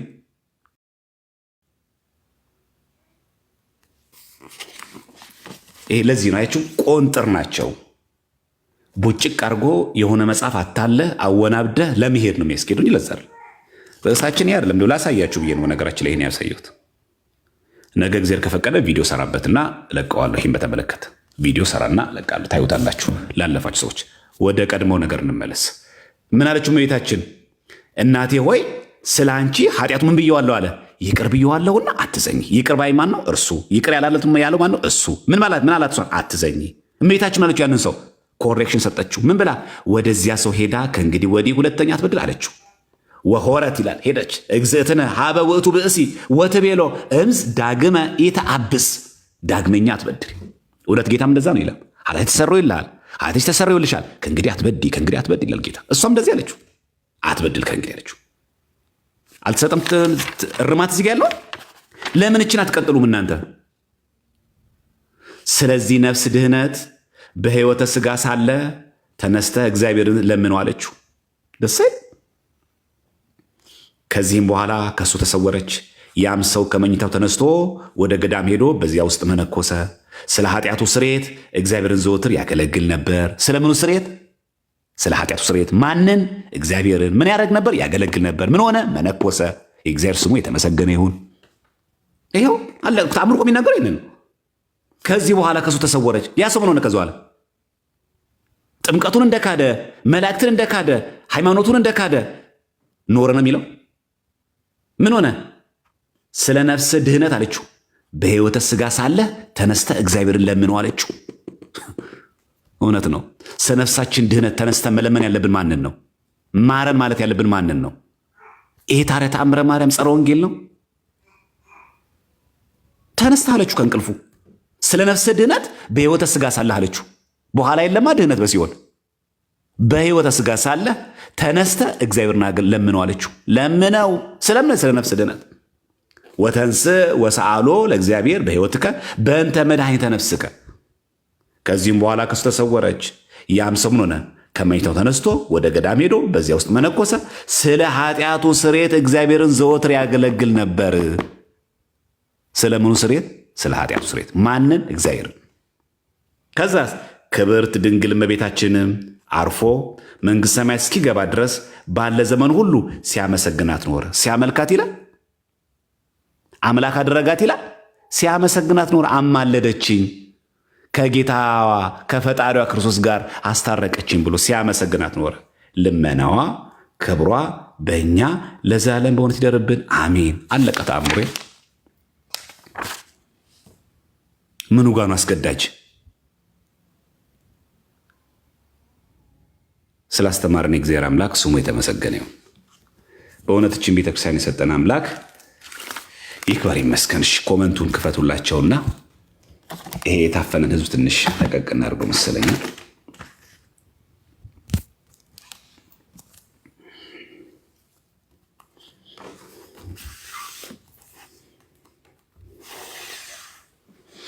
ገብቷችኋል? ግልጽ ነው። በደንብ ገብቷችኋል ሐሳቡ?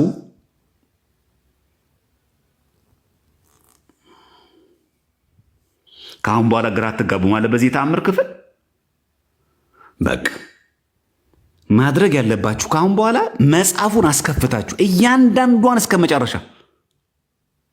መጨረሻ እያስነበባችሁ እያንዳንዷን ማለት ነው። በቃ አሁን ማድረግ ያለብን ክህደት ሲነገር በእውነት ለቃውነኛውን በጠላቻ ለማለት መጽሐፍ ያሳየ ነው። በእውነት ምን ጠይቅ የለውም። በእውነት ነው የገለጸው። በነገራችን ላይ አንድ ተጨማሪ ነገር ልንገራችሁ። መጽሐፍ ቅዱስ ላይ ያዛችሁ ሰዎች ይሄንን ቃል ታውቁት ይሆናል። በትንቢተ ኢሳይያስ ላይ የምናገኘው ቃል ትንቢተ ኢሳይያስ ምዕራፍ 63 ቁጥር 9 ላይ ያለው ቃል እስኪ እናንብበው በአማርኛ 63:9 ላይ ምን ይላል? 63:9 ላይ በጭንቀታቸው ሁሉ እርሱ ተጨነቀ፣ የፊቱ መልአክም አዳናቸው፣ በፍቅሩና በርኅራኄም ተቤዣቸው፣ በቀደመው ዘመን ሁሉ አንስቶ ተሸከማቸው ይላል። ይሄ አማርኛው ነው። ግዕዝ ግን እንደሚል ታውቃላችሁ? ግዕዙ ወአኮ በተንባል ይላል። በአማላጅ አይደለም። ወአኮ በመልእክት በመልእክተኛ በመልአክም አይደለም። ለሊሁ ያድኅኖሙ እስመ ያፈቅሮሙ እርሱ ራሱ ያድናቸው አይልም። እንዲህ የሚል የለም ቃል በቃል እዚህ ላይ እንደዛ የለም። ይኸው ቁጥር 9 ላይ በአማርኛ የምናደርገው በመልአክ አላዳናቸውም፣ በአማላጅ አላዳናቸውም፣ እሱ ራሱ መጥቶ አዳናቸው ይላል። እዚህ ጋር አይልም። የሚለው እኮ በጭንቀታቸው ሁሉ እርሱ ተጨነቀ፣ የፊቱን መልአክ አዳናቸው ነው የሚለው። በፍቅሩ ርኅራኄ ተቤዣቸው ነው የሚለው። ቃል በቃል የለም። ቤተ ክርስቲያን ግን ይህን የግዕዙን ከየት እንደተረጎመች ታውቃላችሁ? በመልአክ አይደለም፣ በአማላጅም አይደለም፣ እርሱ መጥቶ ተሰቅሎ ሞት አዳነን የምትለው ከሰባ ሊቃናት ነው ያመጣችሁ። ላሳያችሁ ከሰባ ሊቃናት እንደሆነ።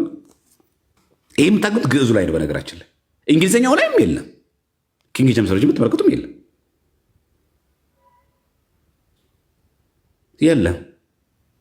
ኤንድ ዘ ኤንጅል ኦፍ ሂዝ ፕሬዘንስ ሴቭድ ዘም ነው የሚለው። የፊቱ መልአክ አዳናቸው፣ በአማርኛው የፊቱ መልአክ አዳናቸው ነው የሚለው። በመልአክ አይደለም፣ በአማላጅም አይደለም፣ እርሱ መጥቶ ተሰቅሎ ሞቶ ያዳነን። በማንም አይደለም ያዳነን፣ እሱ ራሱ ነው ይሞተልን። ይህን እኮ የምታዩት በግዕዝ ነው። ይኸው እዚህ ጋር ወአኮ በተንባል ትላለች ቤተክርስቲያን። ወአኮ በመልእክት ለሊሁ ያድኅኖሙ እስመ ያፈቅሮሙ ክርስቶስ መጥቶ ተሰቅሎ ሲያድነን ቤዛ ሲሆነን ታይታችኋል። እዚህ ጋር ውእቱ ቤዛዎሙ እሱ ራሱ ቤዛ ሆናቸው። በነገራችን ላይ ይሄ የተረጎሙ ከሰባ ሊቃናት ነው። እሺ ይህ መጽሐፍ ከአማዞን ላይ ብትገዙ ደስ ይለኛል። የታተመው ደግሞ የት ነው ካላችሁ፣ ድንገት ለጠቅላላ እውቀት የት የታተመው? ዩኤስኤ ነው የታተመው። እችን ላሳያችሁ። እዚህኛው መጽሐፍ ላይ ይሄንን ቃል ምን ብሎ እንደተረጎመው ከትንቢተ ኢሳይያስ ምዕራፍ 63 ይሄው ትንቢተ ኢሳይያስ ይታያችኋል። እዚህ ጋር ምዕራፍ 63 ቁጥር 9 ላይ ላንብብላችሁ። ቁጥር 9 ላይ ቁጥር 9 ላይ እኔ ውስጥ ምን እንደሚል ኖት አን ኤልደር ኦር አን ኤንጅል በት ዘ ሎርድ ሂምሰልፍ ሴቭድ ዘም። የእግዚአብሔር ስሙ የተመሰገነው። አይታችኋል? የሰባ ሊቃናት ትርጉሙ። የሴፕቱ ኤጀንት ደግሞ ላምጣላችሁ። አንድ የጠብቁኝ። የሴፕቱ ኤጀንት ላምጣላችሁ። ይሄኛው ዘ ኦርቶዶክስ ስተዲ ባይብል የሚል ኤንሸንት ክርስቲያን ስፒክስ ቱ ቱዴይስ ወርልድ የሚል ነው። ኮመንቱን አንድ ያጥፉላቸውና መጽሐፉን ላምጣላችሁ። እንዴ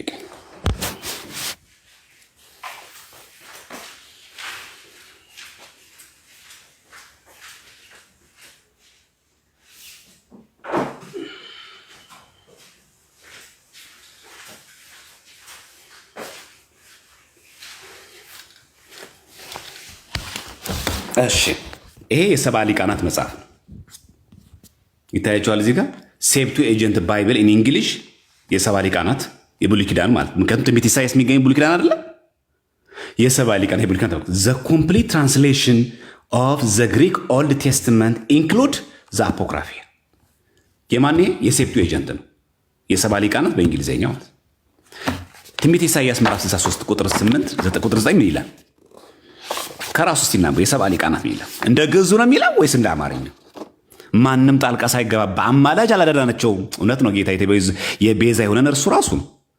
በአማላጅ አልተቤዣቸውም፣ በመልአክም አልተቤዣቸውም። እሱ ራሱ መጥቶ አዳናቸው ይላል። እቺ ቤተክርስቲያን እኮ እንከን አልባ ናት። በእውነት ቤተክርስቲያን አትሳሳትም ብለው ከዚህ የተነሳ ነው። በነገራችን ላይ እባካችሁን አንብቡ፣ አደራችሁን አንብቡ፣ ገደል እንዳንገባ። ይኸው ትንቢተ ኢሳይያስ ምዕራፍ 63 ቁጥር ስንት ነው? 9 out of all their affliction not an ambassador nor a messenger but himself saved them። በተወካይ አላዳናቸውም፣ በመልአክም በሜሴንጀር በመልእክተኛም አላዳናቸውም። ማን አዳናቸው? እሱ ራሱ መጥቶ አዳናቸው። ይኸው የሰባ ሊቃናቱ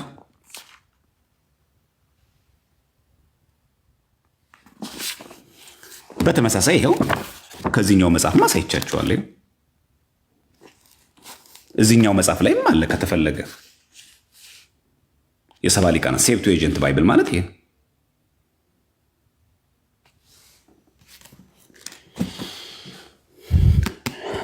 በጣም ነው የምትገርሞች ቤተክርስቲያናችን። የለም አሁን በአማርኛው መጽሐፍ ቅዱስ ላይ የለም፣ በጭራሽ አታገኙት። የለም። የአማርኛው መጽሐፍ ቅዱስ ምንድን ነው የሚለው? ይኸው ምንድን ነው የሚለው? በጭንቀታቸው ሁሉ እርሱ ተጨነቀ ነው የሚለው። የፊቱ መልአክ አዳናቸው ነው የሚለው እንጂ አሁን እዚህ ገጸ ንባብ ላይ በአማርኛ በመልአክ አዳናቸው፣ በመልአክ አይደለም ወይ በመልእክተኛ አይደለም ወይ በአማላጅ አይደለም፣ እሱ ራሱ መጥቶ አዳናቸው ይላል። እዚህ ቃል በቃል አማርኛው አይለውም፣ ግዕዙ ግን ይላል። ይኸው በግዕዝ ስትቀይዱ እዚህ ጋር ግዕዝ በሉት። ዋኮ በተንባ ይላል፣ በአማላጅ አይደለም። ዋኮ በመልእክት፣ በመልእክተኛ አይደለም። በምን አዳናቸው? ቁጥር 9 ላይ 64 ገባው 63 ላይ ዋኮ በተንባል ዋኮ በመልእክት ለሊሁ፣ ለሊሁ ማለት እሱ ራሱ ማለት ነው። ለሊሁ ያድኅኖሙ እስመ ያፈቅሮሙ። ይኸው ዝች ቃል በቃል እንደዛ ነው የሚለው ቁጥር 9 ላይ ኖት አን ኤልደር ኦር አን ኤንጅል በት ዘ ሎርድ ሂምሰልፍ ሴቭድ ዘም። እሱ ራሱ አዳናቸው። እስመ ውእቱ ቤዞሙ ወተወክፎሙ። እሱ ራሱ ተቤዣቸው፣ እሱ ራሱ አዳናቸው። መልእክተኛ ሳይልክ መልአክ ሄደ ከሲኦል አውጣቸው አይደለም ያለው፣ ተሰቅሎ ሞተን ያለን። እስቲ አማላጅ ቅዱሳን ምድር ላይ ያላቸው አማልዱና አዳምና ልጆችን ከሲኦል ላውጣ አላለም፣ ተሰቅሎ ሞቶ ራሱን ያዳነን። ይሄን የሚናገረው ትንቢተ ኢሳይያስ በግዕዙ ያለው ከየት የተወሰደው? ከሰባ ሊቃናት። በአማርኛ ላይ የለም። ይኸው የሰባ ሊቃናት አሳየኋችሁ። የለም እዚህ ላይ የለም። በአማርኛው ላይ እዚህ ላይ ነው ያለው የሰባ ሊቃናት ትርጉም ላይ። ምን ብሎ ሲያሽካካ ነበር? አይታችሁት ከሆነ ማንም ሰው ጣልቃ አልገባም፣ ማንም ሰው ጣልቃ ሳይገባ ነው ያዳነው፣ ማንም ሰው ጣልቃ አልገባም ይላል። እንደዛ ብሎ ነበር። አይታችኋል ሲናገር። ላስደምጣችሁ ትንሽ ጥቅምም ባይኖረው አይጠቅምም። ግን ያው እንግዲህ ለምታወሩት ሁሉ ሐሜት እንዳይመስል ለማሳየት ነው እንጂ ለኛ አይጠቅመን። እሺ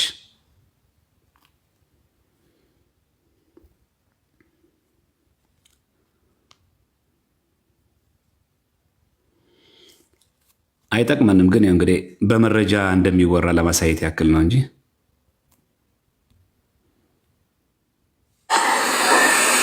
አንድ የመጨረሻ ደግሞ ላሳያችሁ። ዘፍጥረት ምዕራፍ 3ን በተመለከተ ሴቲቱ ሲሉን ነበር። ሴቲቱ ማነች? ኦርቶዶክሳውያን ምን ብሎ የተረጎሙት ይህን ክፍል ላሳያችሁ። ይህን ማሳያችሁ የታድሮስ ማላቲ ያዕቆብ የኮመንተሪያቸው ነው። ዘፍጥረት ላይ ያለውን ኮመንተሪያቸው ነው። በዛ ላይ ይህም ባለፈው ስላሳየኋችሁ ቪዲዮም ስለተሰራበት ትንሽ ደግሞ አለፍ ላሳያችሁት። ምንድነው ማስረጃ? እዚህ እጄ ላይ ደቂቃ ለመጠቀም ላሳያችሁ። ይሄ ኦርቶዶክስ ስተዲ ባይብል ይላል። የኢስተርን ኦርቶዶክስ ቤተክርስቲያን የምትቀበለው ነው። እዚህ ላይ ጸጋ የሞላብሽ የሚል የለም። አይታችኋል? ብልጥነቱ እዚህ ላይ ጸጋ የሞላብሽ የሚል የለም ይላል። አያየውም ብሎ ነው ሰው። አይታችኋል? አያገኙትም መጽሐፉን ብሎ ነው አይልም። እዚህ ጋር ሃይሊ ፋቨርድ የሚለውን ቃል ካን ኦልሶ ቢ ትራንስሌትድ ፉል ኦፍ ግሬስ አለ የሚል ሰው ካለ ሊያሳይን ይችላል። የለም ይኸው ሊያሳይን ይችላል። ይኸው አሳየን። አይነ ልቦናህን ያብራልህ መድኃኒዓለም። ሌላውስ ኦሪየንታል ኦርቶዶክስ የሚቀበሉት መጽሐፍ አለ። ለምሳሌ ካቴና ባይብል ነው ይባል። ኦሪየንታል ኦርቶዶክሶች የሚቀበሉት ነው የአባቶች። ይሄን ነው እንግዲህ ነገሩ ማለት ነው። ያለምንም በቃ የሰው ኢንተርቬንሽን ያለምንም። አዎ በመልአክ አላዳነንም። እግዚአብሔር ያሳያችሁ። በመልእክተኛ አላዳነንም። ያዳነን እሱ ራሱ መጥቶ ያዳነን። የምናገኘው የት ነው? በትንቢተ ኢሳይያስ። በምኑ ላይ? በግዕዙ ላይ።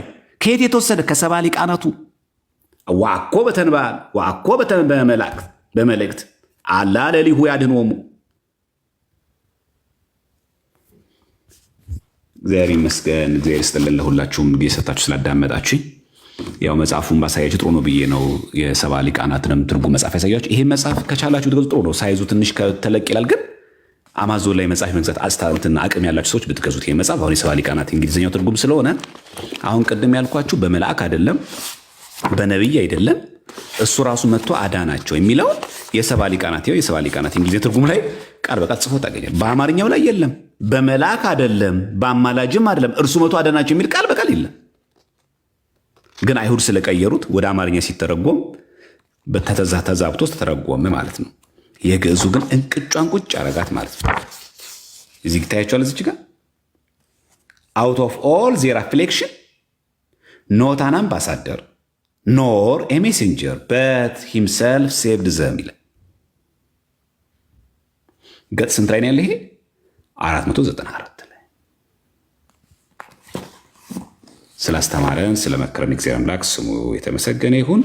እግዚአብሔር አምላክ በቸርነቱና በምህረቱ የሁላችን መጨረሻ ያሳምርልን። አሁን ዛሬ የጻድቁ አባታችን የአቡነ ተክለ ሃይማኖት ፍልሰታ አጽማቸውን አይደለም እቺ መጽሐፍ አለች። ስለ ቅዱሳን አጽም በቀደምት አባቶች የነበረው ትምህርት የምትናገር መጽሐፍ ነው። ዛሬ ፍልሰታ አጽማቸው አለ ዛሬ አቡነ ተክለ ሃይማኖት።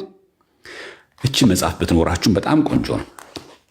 ይሄ መጽሐፍ የሚናገረው በቀደምት አባቶች ዘንድ የቅዱሳን አጽም ምን ላይ ያገለግልና ለምን ይጠቀሙ እንደነበር የሚያሳይ ነው። ብዙ ሰው ይሄን ነገር ሁሉ መረጃ የለንም። ዝም ብሎ በቃ ቤተክርስቲያን ዝም ብሎ የሆነ ደብተራ አትበሉ፣ አንብቡ ባካችሁ።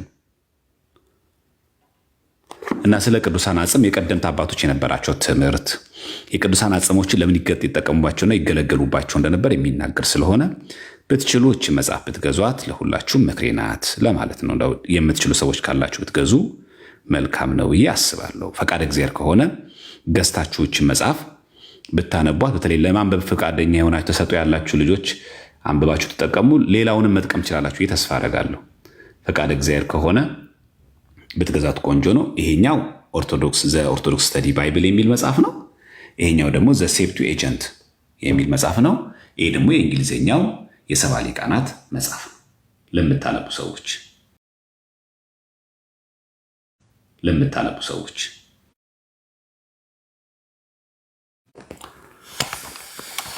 እሺ ወገኖቼ ይሄን ይመስላል ቆይታችን።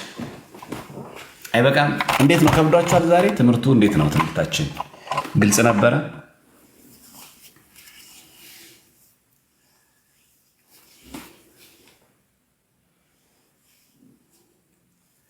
ግልጽ ነበረ ትምህርቱ?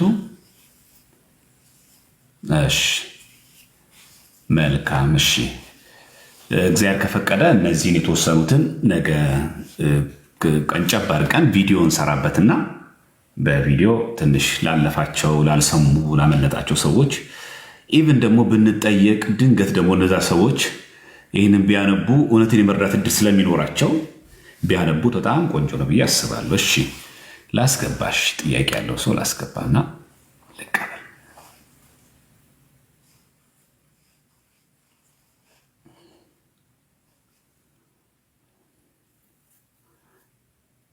ጥያቄ የሚለውን አስገቡት እስኪ።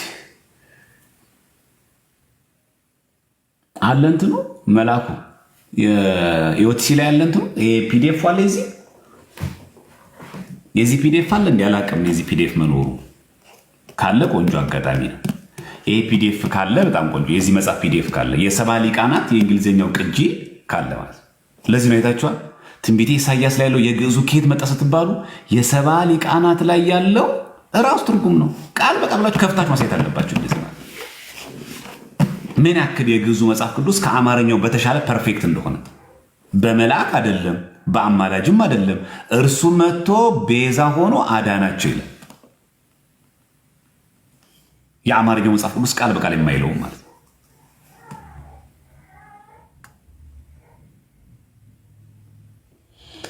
እና እንደዛ ብናደርግ እጅግ በጣም ጥሩ ነው። እሺ መሌ ያስገባ እስቲ አንድ ሁለት ሰው ኦርቶዶክሳውያን አስገባቸውና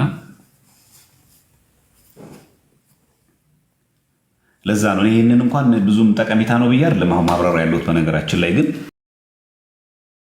ትንሽ እሱ ቤት ተገብቶ እንደምታውቁት እቺ መጽሐፍ እንደዚህ እያውለበለባት በጣም እንደዚህ እንትን ባንዲራ ሲያደርጋት ይሄ ልጅ ጤነኛ ነው ወይ እንድትሉ ያደርጋቸዋል። በእውነቱ አይታችኋል። አሁን ቅድም የድንግል ማርያምን ምልጃ እንዴት ሪጀክት እንዳላደረገ መጽሐፍ እና በጣም ከባድ ነገር ነው። እና ይህን መጽሐፍ አሁን እነሱ እጅ ላይ ገብቶ ይህን መጽሐፍ ለማጣቀሻ ይጠቀሙታል። በእውነት ነውር አይደለም? እግዚአብሔርን አይፈሩም ትንሽ እና ትንሽ ይሄ ከንባብ ባህል መራቅ ስለሆነ ይከብዳል። እሺ ሳቧቸው። ጥያቄ ያለውን ሰው አንድ ሁለት ሰው ልቀበልና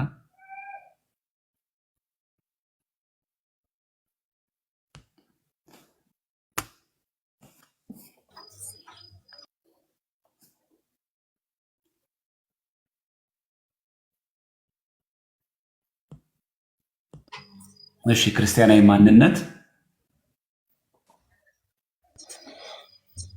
ዲያቆን እንዴት አመሸ? ክርስቲያናዊ ማንነት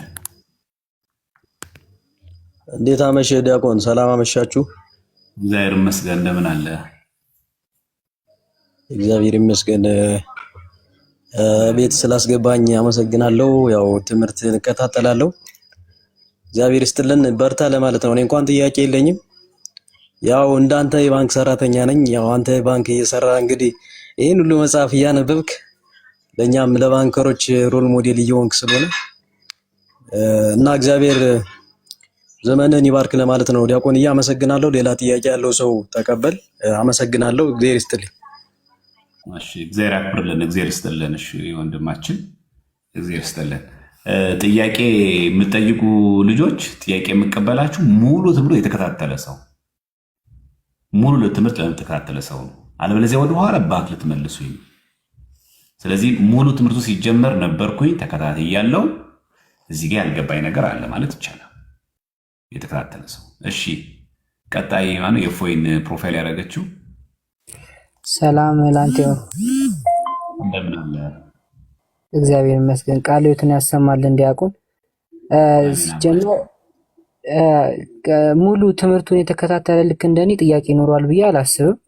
ግን እኔ የገባሁትኝ ተክለ ሃይማኖት ላይ የሚነሱ ጥያቄዎች አሉ እና እነሱን ከመለስክልን በጣም ብዙ ጊዜ እሱ ላይ ነው እና እንትን የሚሉብን የሚሳለቁብን ምናምን እና የእሱን ትምህርት ልክ እንዳሁኑ አሁን እንዳስተማርከን ልክ እንዳሁኑ አጥርተህ ብታስተምረን ለማለት ነው። እሺ ፈቃደ እግዚአብሔር ያው እንዳይደክማችሁ ብዬ ነው ዛሬ አሁን ነገ ተአምረ ማርያምን በዚህ ልክ በጣም በስፋት እንደዚህ በንባብ አይተን ተጨማሪ ደግሞ ያንን ስጨምር እንደውም አሁን ይህንን ስለ ቅዱሳን አጽም የቀደምት አባቶች ትምህርት ይህንን ላሳይ ነበር፣ ግን ድንገት ድካም እንዳይሆን ብዬ ነው። እሺ እንዳይደክማችሁ ብዬ ነው። ምክንያቱም አቆየኋችሁ በጣም። አንዳንዱ ሰው ደግሞ ትምህርት በጣም በተካታይ ሲሆን ይሰለቻል። መሰልቸትና ምን ነገር አለውና እንደዛ እንዳይሆን ከቅዱሳን አጽም ጋር በተያያዘ የቀደም ክርስቲያን አባቶች ትምህርት ምን እንደሆነ እንደው የተወሰነ ነገር ልሄድ ነበር። ኤኒሃው እስቲ ይህን በዚህ ርዕስ መጀመሪያ በተማማርነው ተአምረ ማርያም ያለውን ርዕስ እንጨርስና በዛ ላይ ጥያቄ ካለ የተወሰነ እንቀበላለን። እስቲ እና በሌላ ቀን ታስተምረን። እሺ እገባለሁ። አንድ ቀን ገብቼ ደግሞ ነገረ ተክለ ሃይማኖት ላይ ደግሞ እገባለሁ። ችግር የለም። እሺ ቀንና ቀጠሮ ምናምን ቪዲዮ ስራና አሳውቃለሁ። እሺ እሺ እግዚአብሔር ያክብርልን። እሺ መሌ ያስገባ የተወሰነ ሰው እንትን እንዳይል ነው። አንዱን ይዛችሁ አንዱን እንትን እንዳይልባችሁ አንዱን እንትን እንዳይልባችሁ በተቻለ መጠን ቀስ በቀስ እንድታዩት ነው እንደዛ ማድረገው።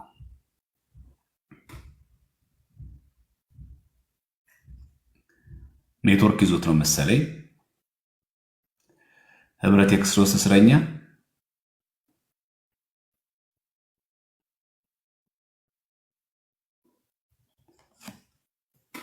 ህብረት የክርስቶስ እስረኛ ኔትወርክ መሰለኝ።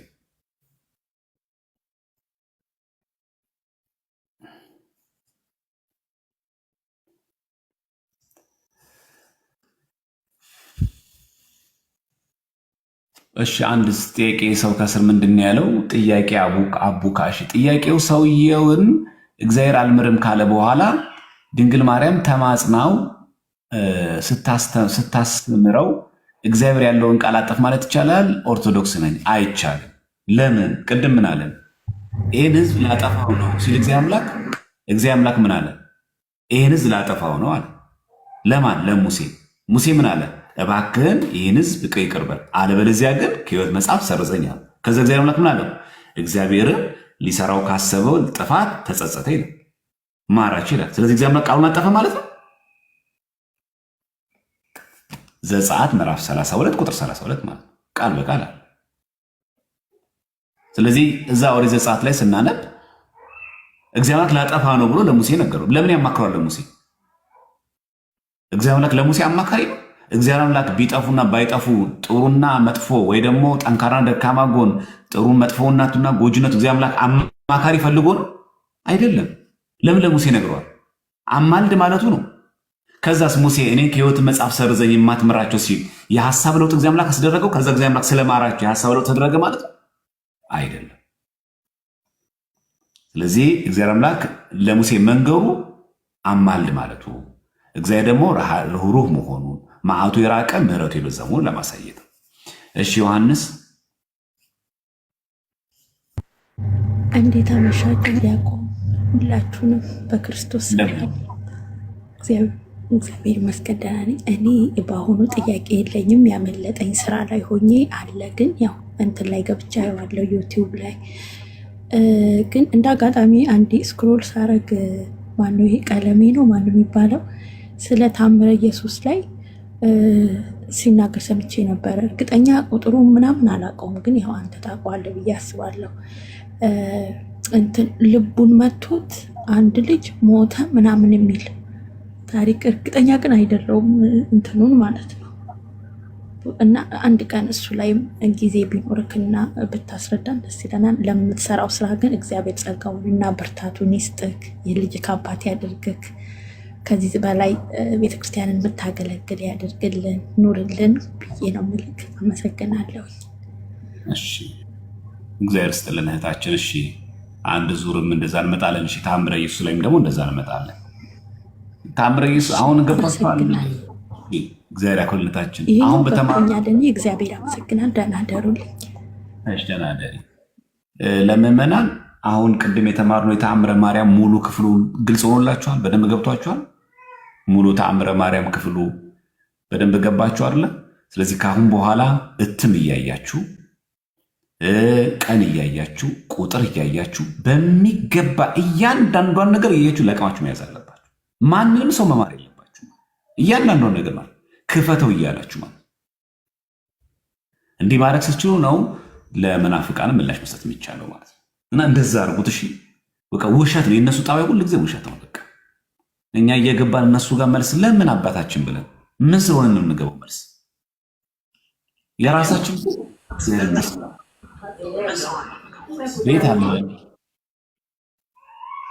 ቤት አለን እኛ ቤታችንን ከፍተን ትምህርቱን መማር፣ እናንተ ግራ እንዳትጋቡ ወደ ሚዲያ ለመውጣት ከነሱ ጋር ሚዲያ ላይ ለመሰዳደብ አለመበሻሸቅ፣ እነሱን ታውና መልሱን ስጡ። በቃ አትግቡ፣ እነሱ ጋር አድቨርታይዝ አታርጉ። እኔ ተገርሙኝ ያላችሁ አንዳንድ ልጆች እኛ ልጆችም ትገቡና እነሱ ጋር ቁጭ ብላችሁ ትሰማላችሁ። ምን እንደምታገኙ አላውቅም። ጉዳዩ ጥያቄ ያለበት ኦርቶዶክሳዊ ራሱ መጠየቅ ያለበት እነሱ ነው ወይስ ቤተክርስቲያንን ነው? መምህራንን መጠየቅ ያለበት ምንድን ነው የሚያደርግላችሁ? ቤት አላጣን፣ ምንም ችግር የለብንም። ምንድን ነው የምናደርገው? እነሱ ጋር ገብተን ደግሞ እኮ እየመለስንስ ቢሆን እኮ ቆንጆ ነው። እንዳው በቃ ዲቤት እያደረግን ምናምን እየመለስን ቢሆን እኮ ጥሩ ነው። ግን ቁጭ እነሱ ጋር ምን ማለት ነው? ያ ማለት እኮ የምንፍቅናውን ትምህርት ስብከት ስሙ ነው፣ ኑፋቄ ስሙ ነው እንጂ ምንም። ይሄው አሁን እንዳየነው እንደዚህ መጽሐፍ ገልጦ እያንዳንዷ የመጽሐፍ ቅዱስ ክፍል እያንዳንዷን ገልጾ እንደዚህ እያንዳንዷን ነገር ወርድ ባይ ወርድ እየከፈተ እንደዚህ ማሳየት አለበት ጀግና ከሆነ። እና እንደዛ አታርጉ ባካችሁን። ተሰድበን ሃይማኖታችሁን አታሰድቡ ስለማይጠቅም። አሁን ቁጭ ብሎ ከነሱ ጋር መውራት ይቻላል፣ ግን አያስወሯችሁም። ስድብ ነው የሚሰደቡት። ሽለላ ነው፣ ቀረርቶ ነው፣ ስድብ ነው። ምን ያደርግላችኋል ይሄ? እኛ ስድብ መች ገባን? መች አስፈለገን? ሲጀመር እኛ እንኳን አሁን በምንመልስበት በምንሰራው ቪዲዮ እንኳን ስድብ አለው። እንኳን ስድብ ጠርተን ልንናገር ቀርቶ ሐሜት ቀርቶ ስማቸውን ለመጥራት እንኳን እኛ እንፈልገው ስለማይጠቅመን ማለት ነው። ለምን እነዚህ ሰዎች እግዚአብሔር አምላክ ነገ ምን ይሳነዋል? መቼስ አይነ ልቦናቸውን አብርቶላቸው እኮ ሊመጡ ይችላሉ። በቃ ደምረው እንዴት ነበረ ዛሬ እንዴት ነው? በቃ ለደምረው በስድብ ቃል ባለመመለሳች ዛሬ ደስተኞች ነን። ዛሬ ተመለሳ። የሆነ ግን ክፉ ቃል የዛ ሰዓት ተናግረን ቢሆን አሁን እንዴት ነው የሚያሳፍረው? አሁን እንዴት ነው የሚያሸማቀው? አሁን እንዴት ነው አንገት የሚያስደፋው? ልክ እንደዚህ ነገር ሊመለሱ ስለሚችሉ ከአፋችሁ ክፉ ቃል እንዳይገባ እንዳይወጣ ምንም ነገር በቃ ግራ ሲገባችሁ ድንገት የተቆረጠ ቪዲዮ ብታዩ፣ ድንገት የሆነ ነገር ሙጻት ግራ የሚያጋባ ነገር ስታዩ መታችሁ ይሄን መልሱልን። ልክ አሁን እንዳያችሁት አሁን ይዤ ነበረ ገድለ ተክለ ሃይማኖት፣ ግን እንዳይበዛባችሁ የገድለ ተክለ ሃይማኖት አለ። ይህን በተመለከተ ጥያቄም እንቀበል ነበር፣ ግን አሁን ሰዓት የሚመሽብን ከሆነ ደግሞ በቃ አንድ ጊዜ ደግሞ ልክ አሁን ተአምረ ማርያምን እንዳየ ነው እና ይህን እነዚህ የሰባ ሊቃናትን ትርጉም እንዳየ ነው አንድ ጊዜ ደግሞ ገብተን ደግሞ ገድለ ተክለ ሃይማኖት የሚነሱ ጥያቄዎች ልክ እንደዚሁ። ገድለ ተክለ ሃይማኖት በነገራችን ላይ ቪዲዮ ራሱ ተሰርቶበታል። ቪዲዮ ሰርቼ በዩቲዩብ ላይ ለቅቅ ያለው በእኔ ዩቲዩብ ላይ አለ፣ ግን ስለማያታዩ ነው እንጂ ገድለ ተክለ ሃይማኖት የሚነሱ ጥያቄዎች እንዳለ አቅርቤያለሁ። እዛ ላይ ከቀረበው ውጭ አዲስ ነገር ካለሽ ዌልካም፣ ትክክል። ከዛ እሱ ውስጥ ያለ ነገር ከሆነ ግን ብታዩት በጣም ቆንጆ፣ እንደዛ ብታደርጉ እጁ በጣም መልካም ስለሆነ በተቻላችሁ መጠን መናፍቃን ጋር አትግቡ፣ አትስሙ። በቃ አሁን ያለው ሐሜት ነው፣ አሁን ያለው ትችት ነው፣ አሁን ያለው ስድብ ነው። አይምሯችሁን አታቆሽሹ። ጊዜ የለም። እኛ ስራ ፈቶች አይደለንም። ጊዜ አትግደሉ። ጊዜ ከተረፋችሁ አንብቡ። ምን ልይ ካላችሁ መጽሐፍ አንብቡ። ይኸው አለ አይደል የሀገር መጽሐፍ አንብብ። ቁጭ ብለን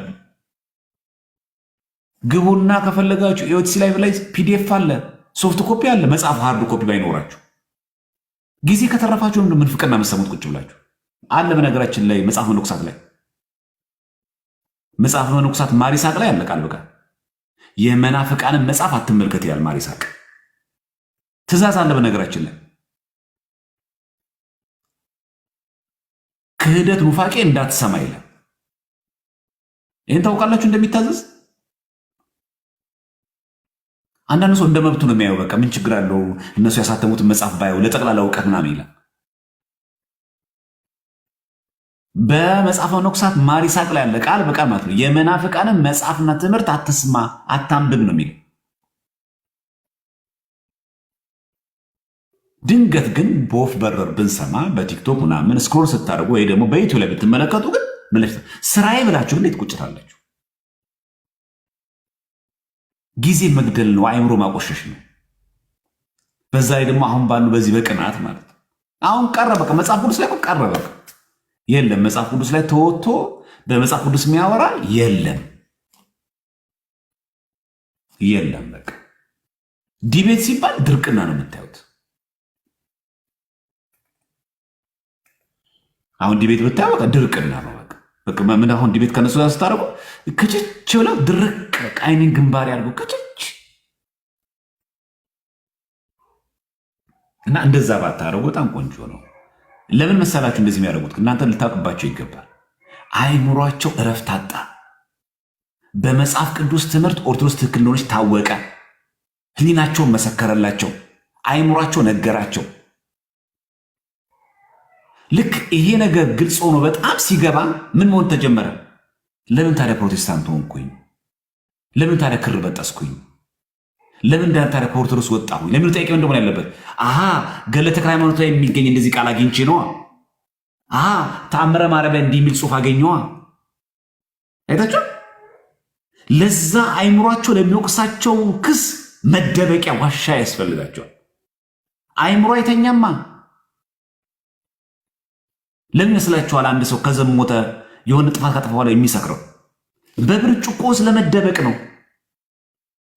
ፍቱ መድኃኒቱ ምን ነበረ? በግልጽ ንስሐ ገብቶ ወደ እግዚአብሔር መቅረብ ነበር። ከዚህ ለመደበቅ ሲል በመጠጥ በሱስ በምና ራሱን ያጦዛል። ለመርሳት እኮ ነው።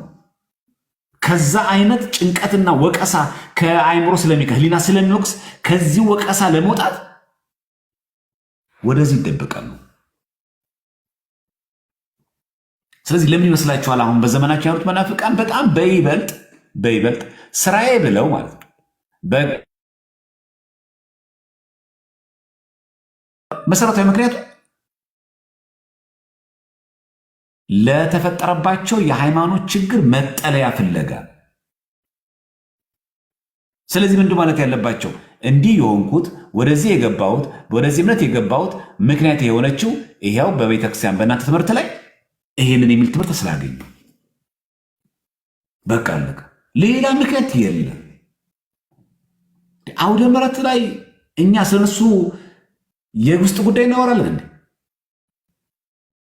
ሰው ቁጭ ብሎ የራሱን ወንጌል የሚለውን ነገር አያስተምርም? ጳጳሳቶቹ አሁን ገብቷቸዋል። አሁን የቀሩት ቲክቶከሮችና አሁን ደግሞ ከ5 ዓመት በኋላ ተመልሶ ደግሞ ይሄን ያልኩት ተሳስቼ ደግሞ ይላል። ሁሌ ተለጣፊ ራሱን ችሎ መቆም የማይችል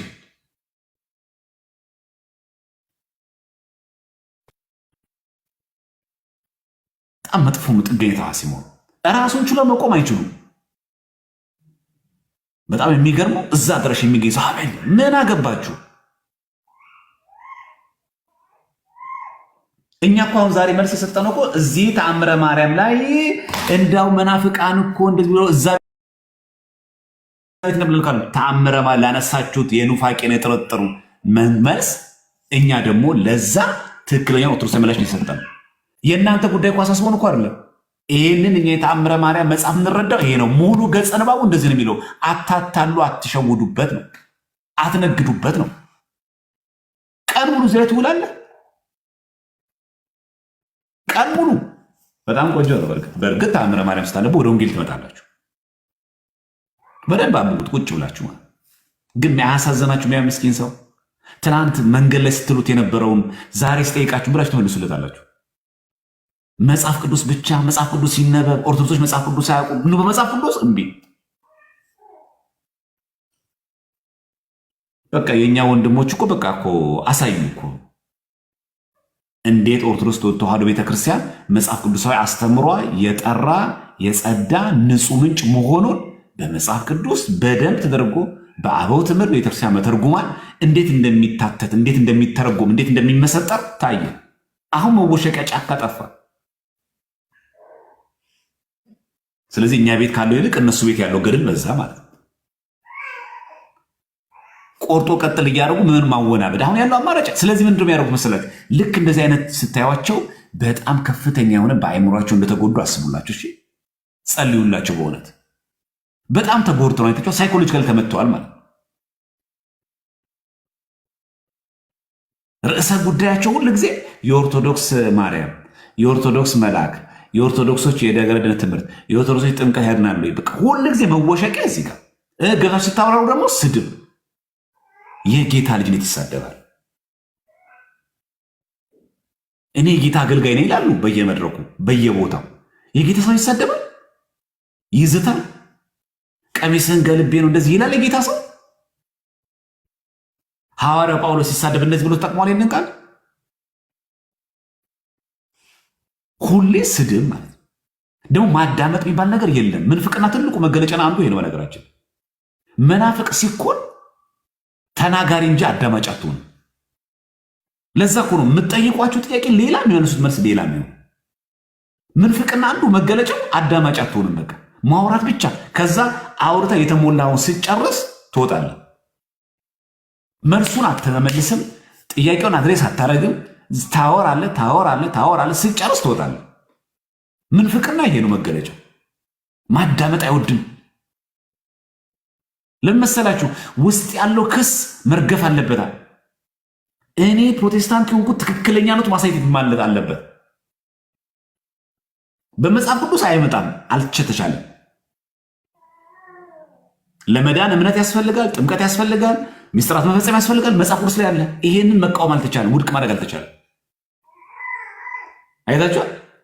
በመዳን ትምህርት፣ በሚስጥረ ስላሴ ላይ፣ በሚስጥረ ስጋዊ ላይ፣ በአምስቱ አዕማደ ሚስጥር፣ በሰባቱ ሚስጥራት ቤተክርስቲያን ላይ ኦርቶዶክስን ፊት ማድረግ የሚችል ማንም የለም።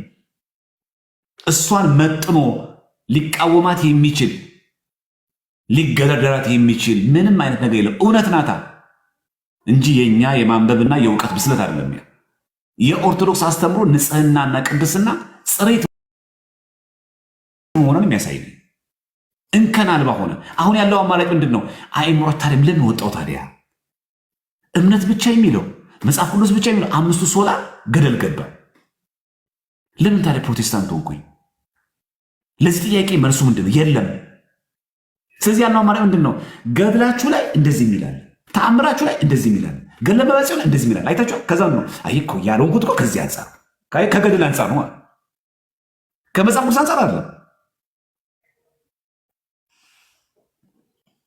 ይሄ መታወቅ አለብን። ገድለ ተክለ ሃይማኖትን በመጽሐፍ ቅዱስ ነው መመዘኛ እንጂ መጽሐፍ ቅዱስን አይደለም በገድለ ተክለ ሃይማኖት መመዘነው።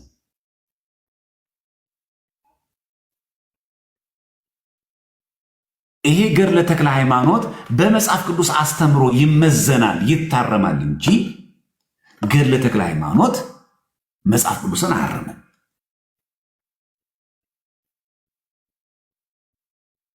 አቡነ ተክለ ሃይማኖት ጻድቁ አባታችን ከመጽሐፍ ቅዱስ አንጻር አጥምቀው አቁርበው ምስጢራትን ፈጽመው ለድህነት ሰዎችን ስላበቁ እንጂ ከመጽሐፍ ቅዱስ አስተምሮ ውጭ ስለወጡ አይደለም።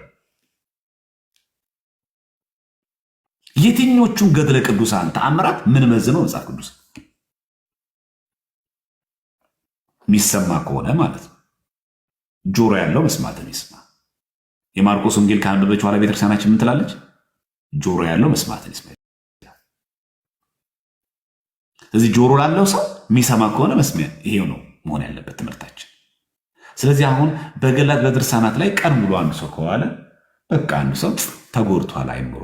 እንደዚህ አስቡ። እሺ ምስኪን ልክ ቅድም ቤታችን እንደጸለችው ይሄንን ጎስቋላ ምስኪን ሰው ማራር ላይ ልጅ ልክ ገለርሳ ሲሳደቡ ላሉ ሰዎች እባካችሁን እኚህ ምስኪን ጎስቋላን እነ ቀለሜን እግዚአብሔር ይማራቸው አለ። በቃ ኃጥእ ነው፣ ጎስቋላ ነው፣ ምንፍቅና ውስጥ ዝፍቅ ብሎ ገብቷል። ይሄንን ማረው በሉ። በቃ ስድብ አለ መመለስ ያለባችሁ። ማራቸው፣ አይነ ልቦናቸውን አብራላቸው። እባክን ወደ ሲኦል የምትገሰግሱ ህይወታቸውን ወደ በጎ ነገር መልስላቸው። እኔ እኮ ማዝነው በነገራችን ላይ ኑፋቂያቸው ብቻ አይደለም፣ ልጆቻቸው ራሱ ሰሙ እንደሚሏቸው። አባትህ እኮ ኦርቶዶክሱ እንደዚህ የተሳደበ እኮ ነው የሚያስተምሩ የነበረው። ልጆቹ ራሱ ምን እንደሚሰማቸው ለልጆቻቸው እንኳን ሰው አያስብም።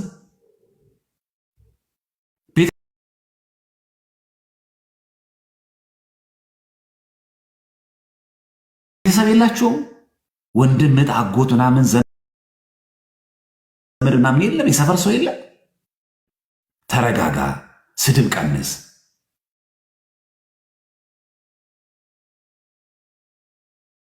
መጽሐፉ ላይ ብቻ አተኩር። መብትህ እኮ ነው፣ ችግር የለውም። አውጣው፣ እዚህ ውስጥ ያለው ነገር አውጣው።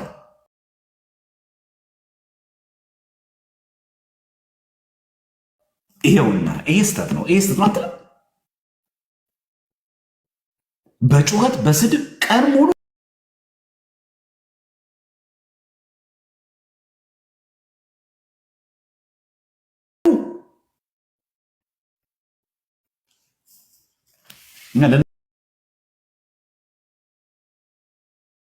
እነዚህ ሰዎች አይነ ልቦናቸውን ያበራቸው እግዚአብሔር አምላክ። ነገ ማን ያውቃል ተመልሰው አብረን እናገለግል።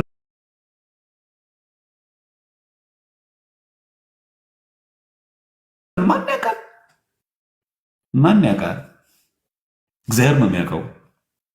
ስድብን በስድብ እንዳትመልሱ ለማንም ቢሆን ከአፋችሁ ክፉ ቃል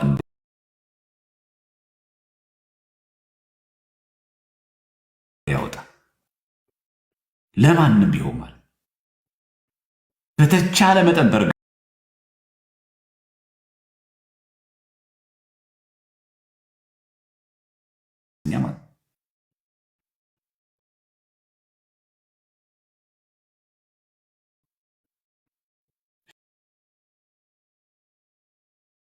የዛን ጊዜ ምን ተብሎ ሲቆማል?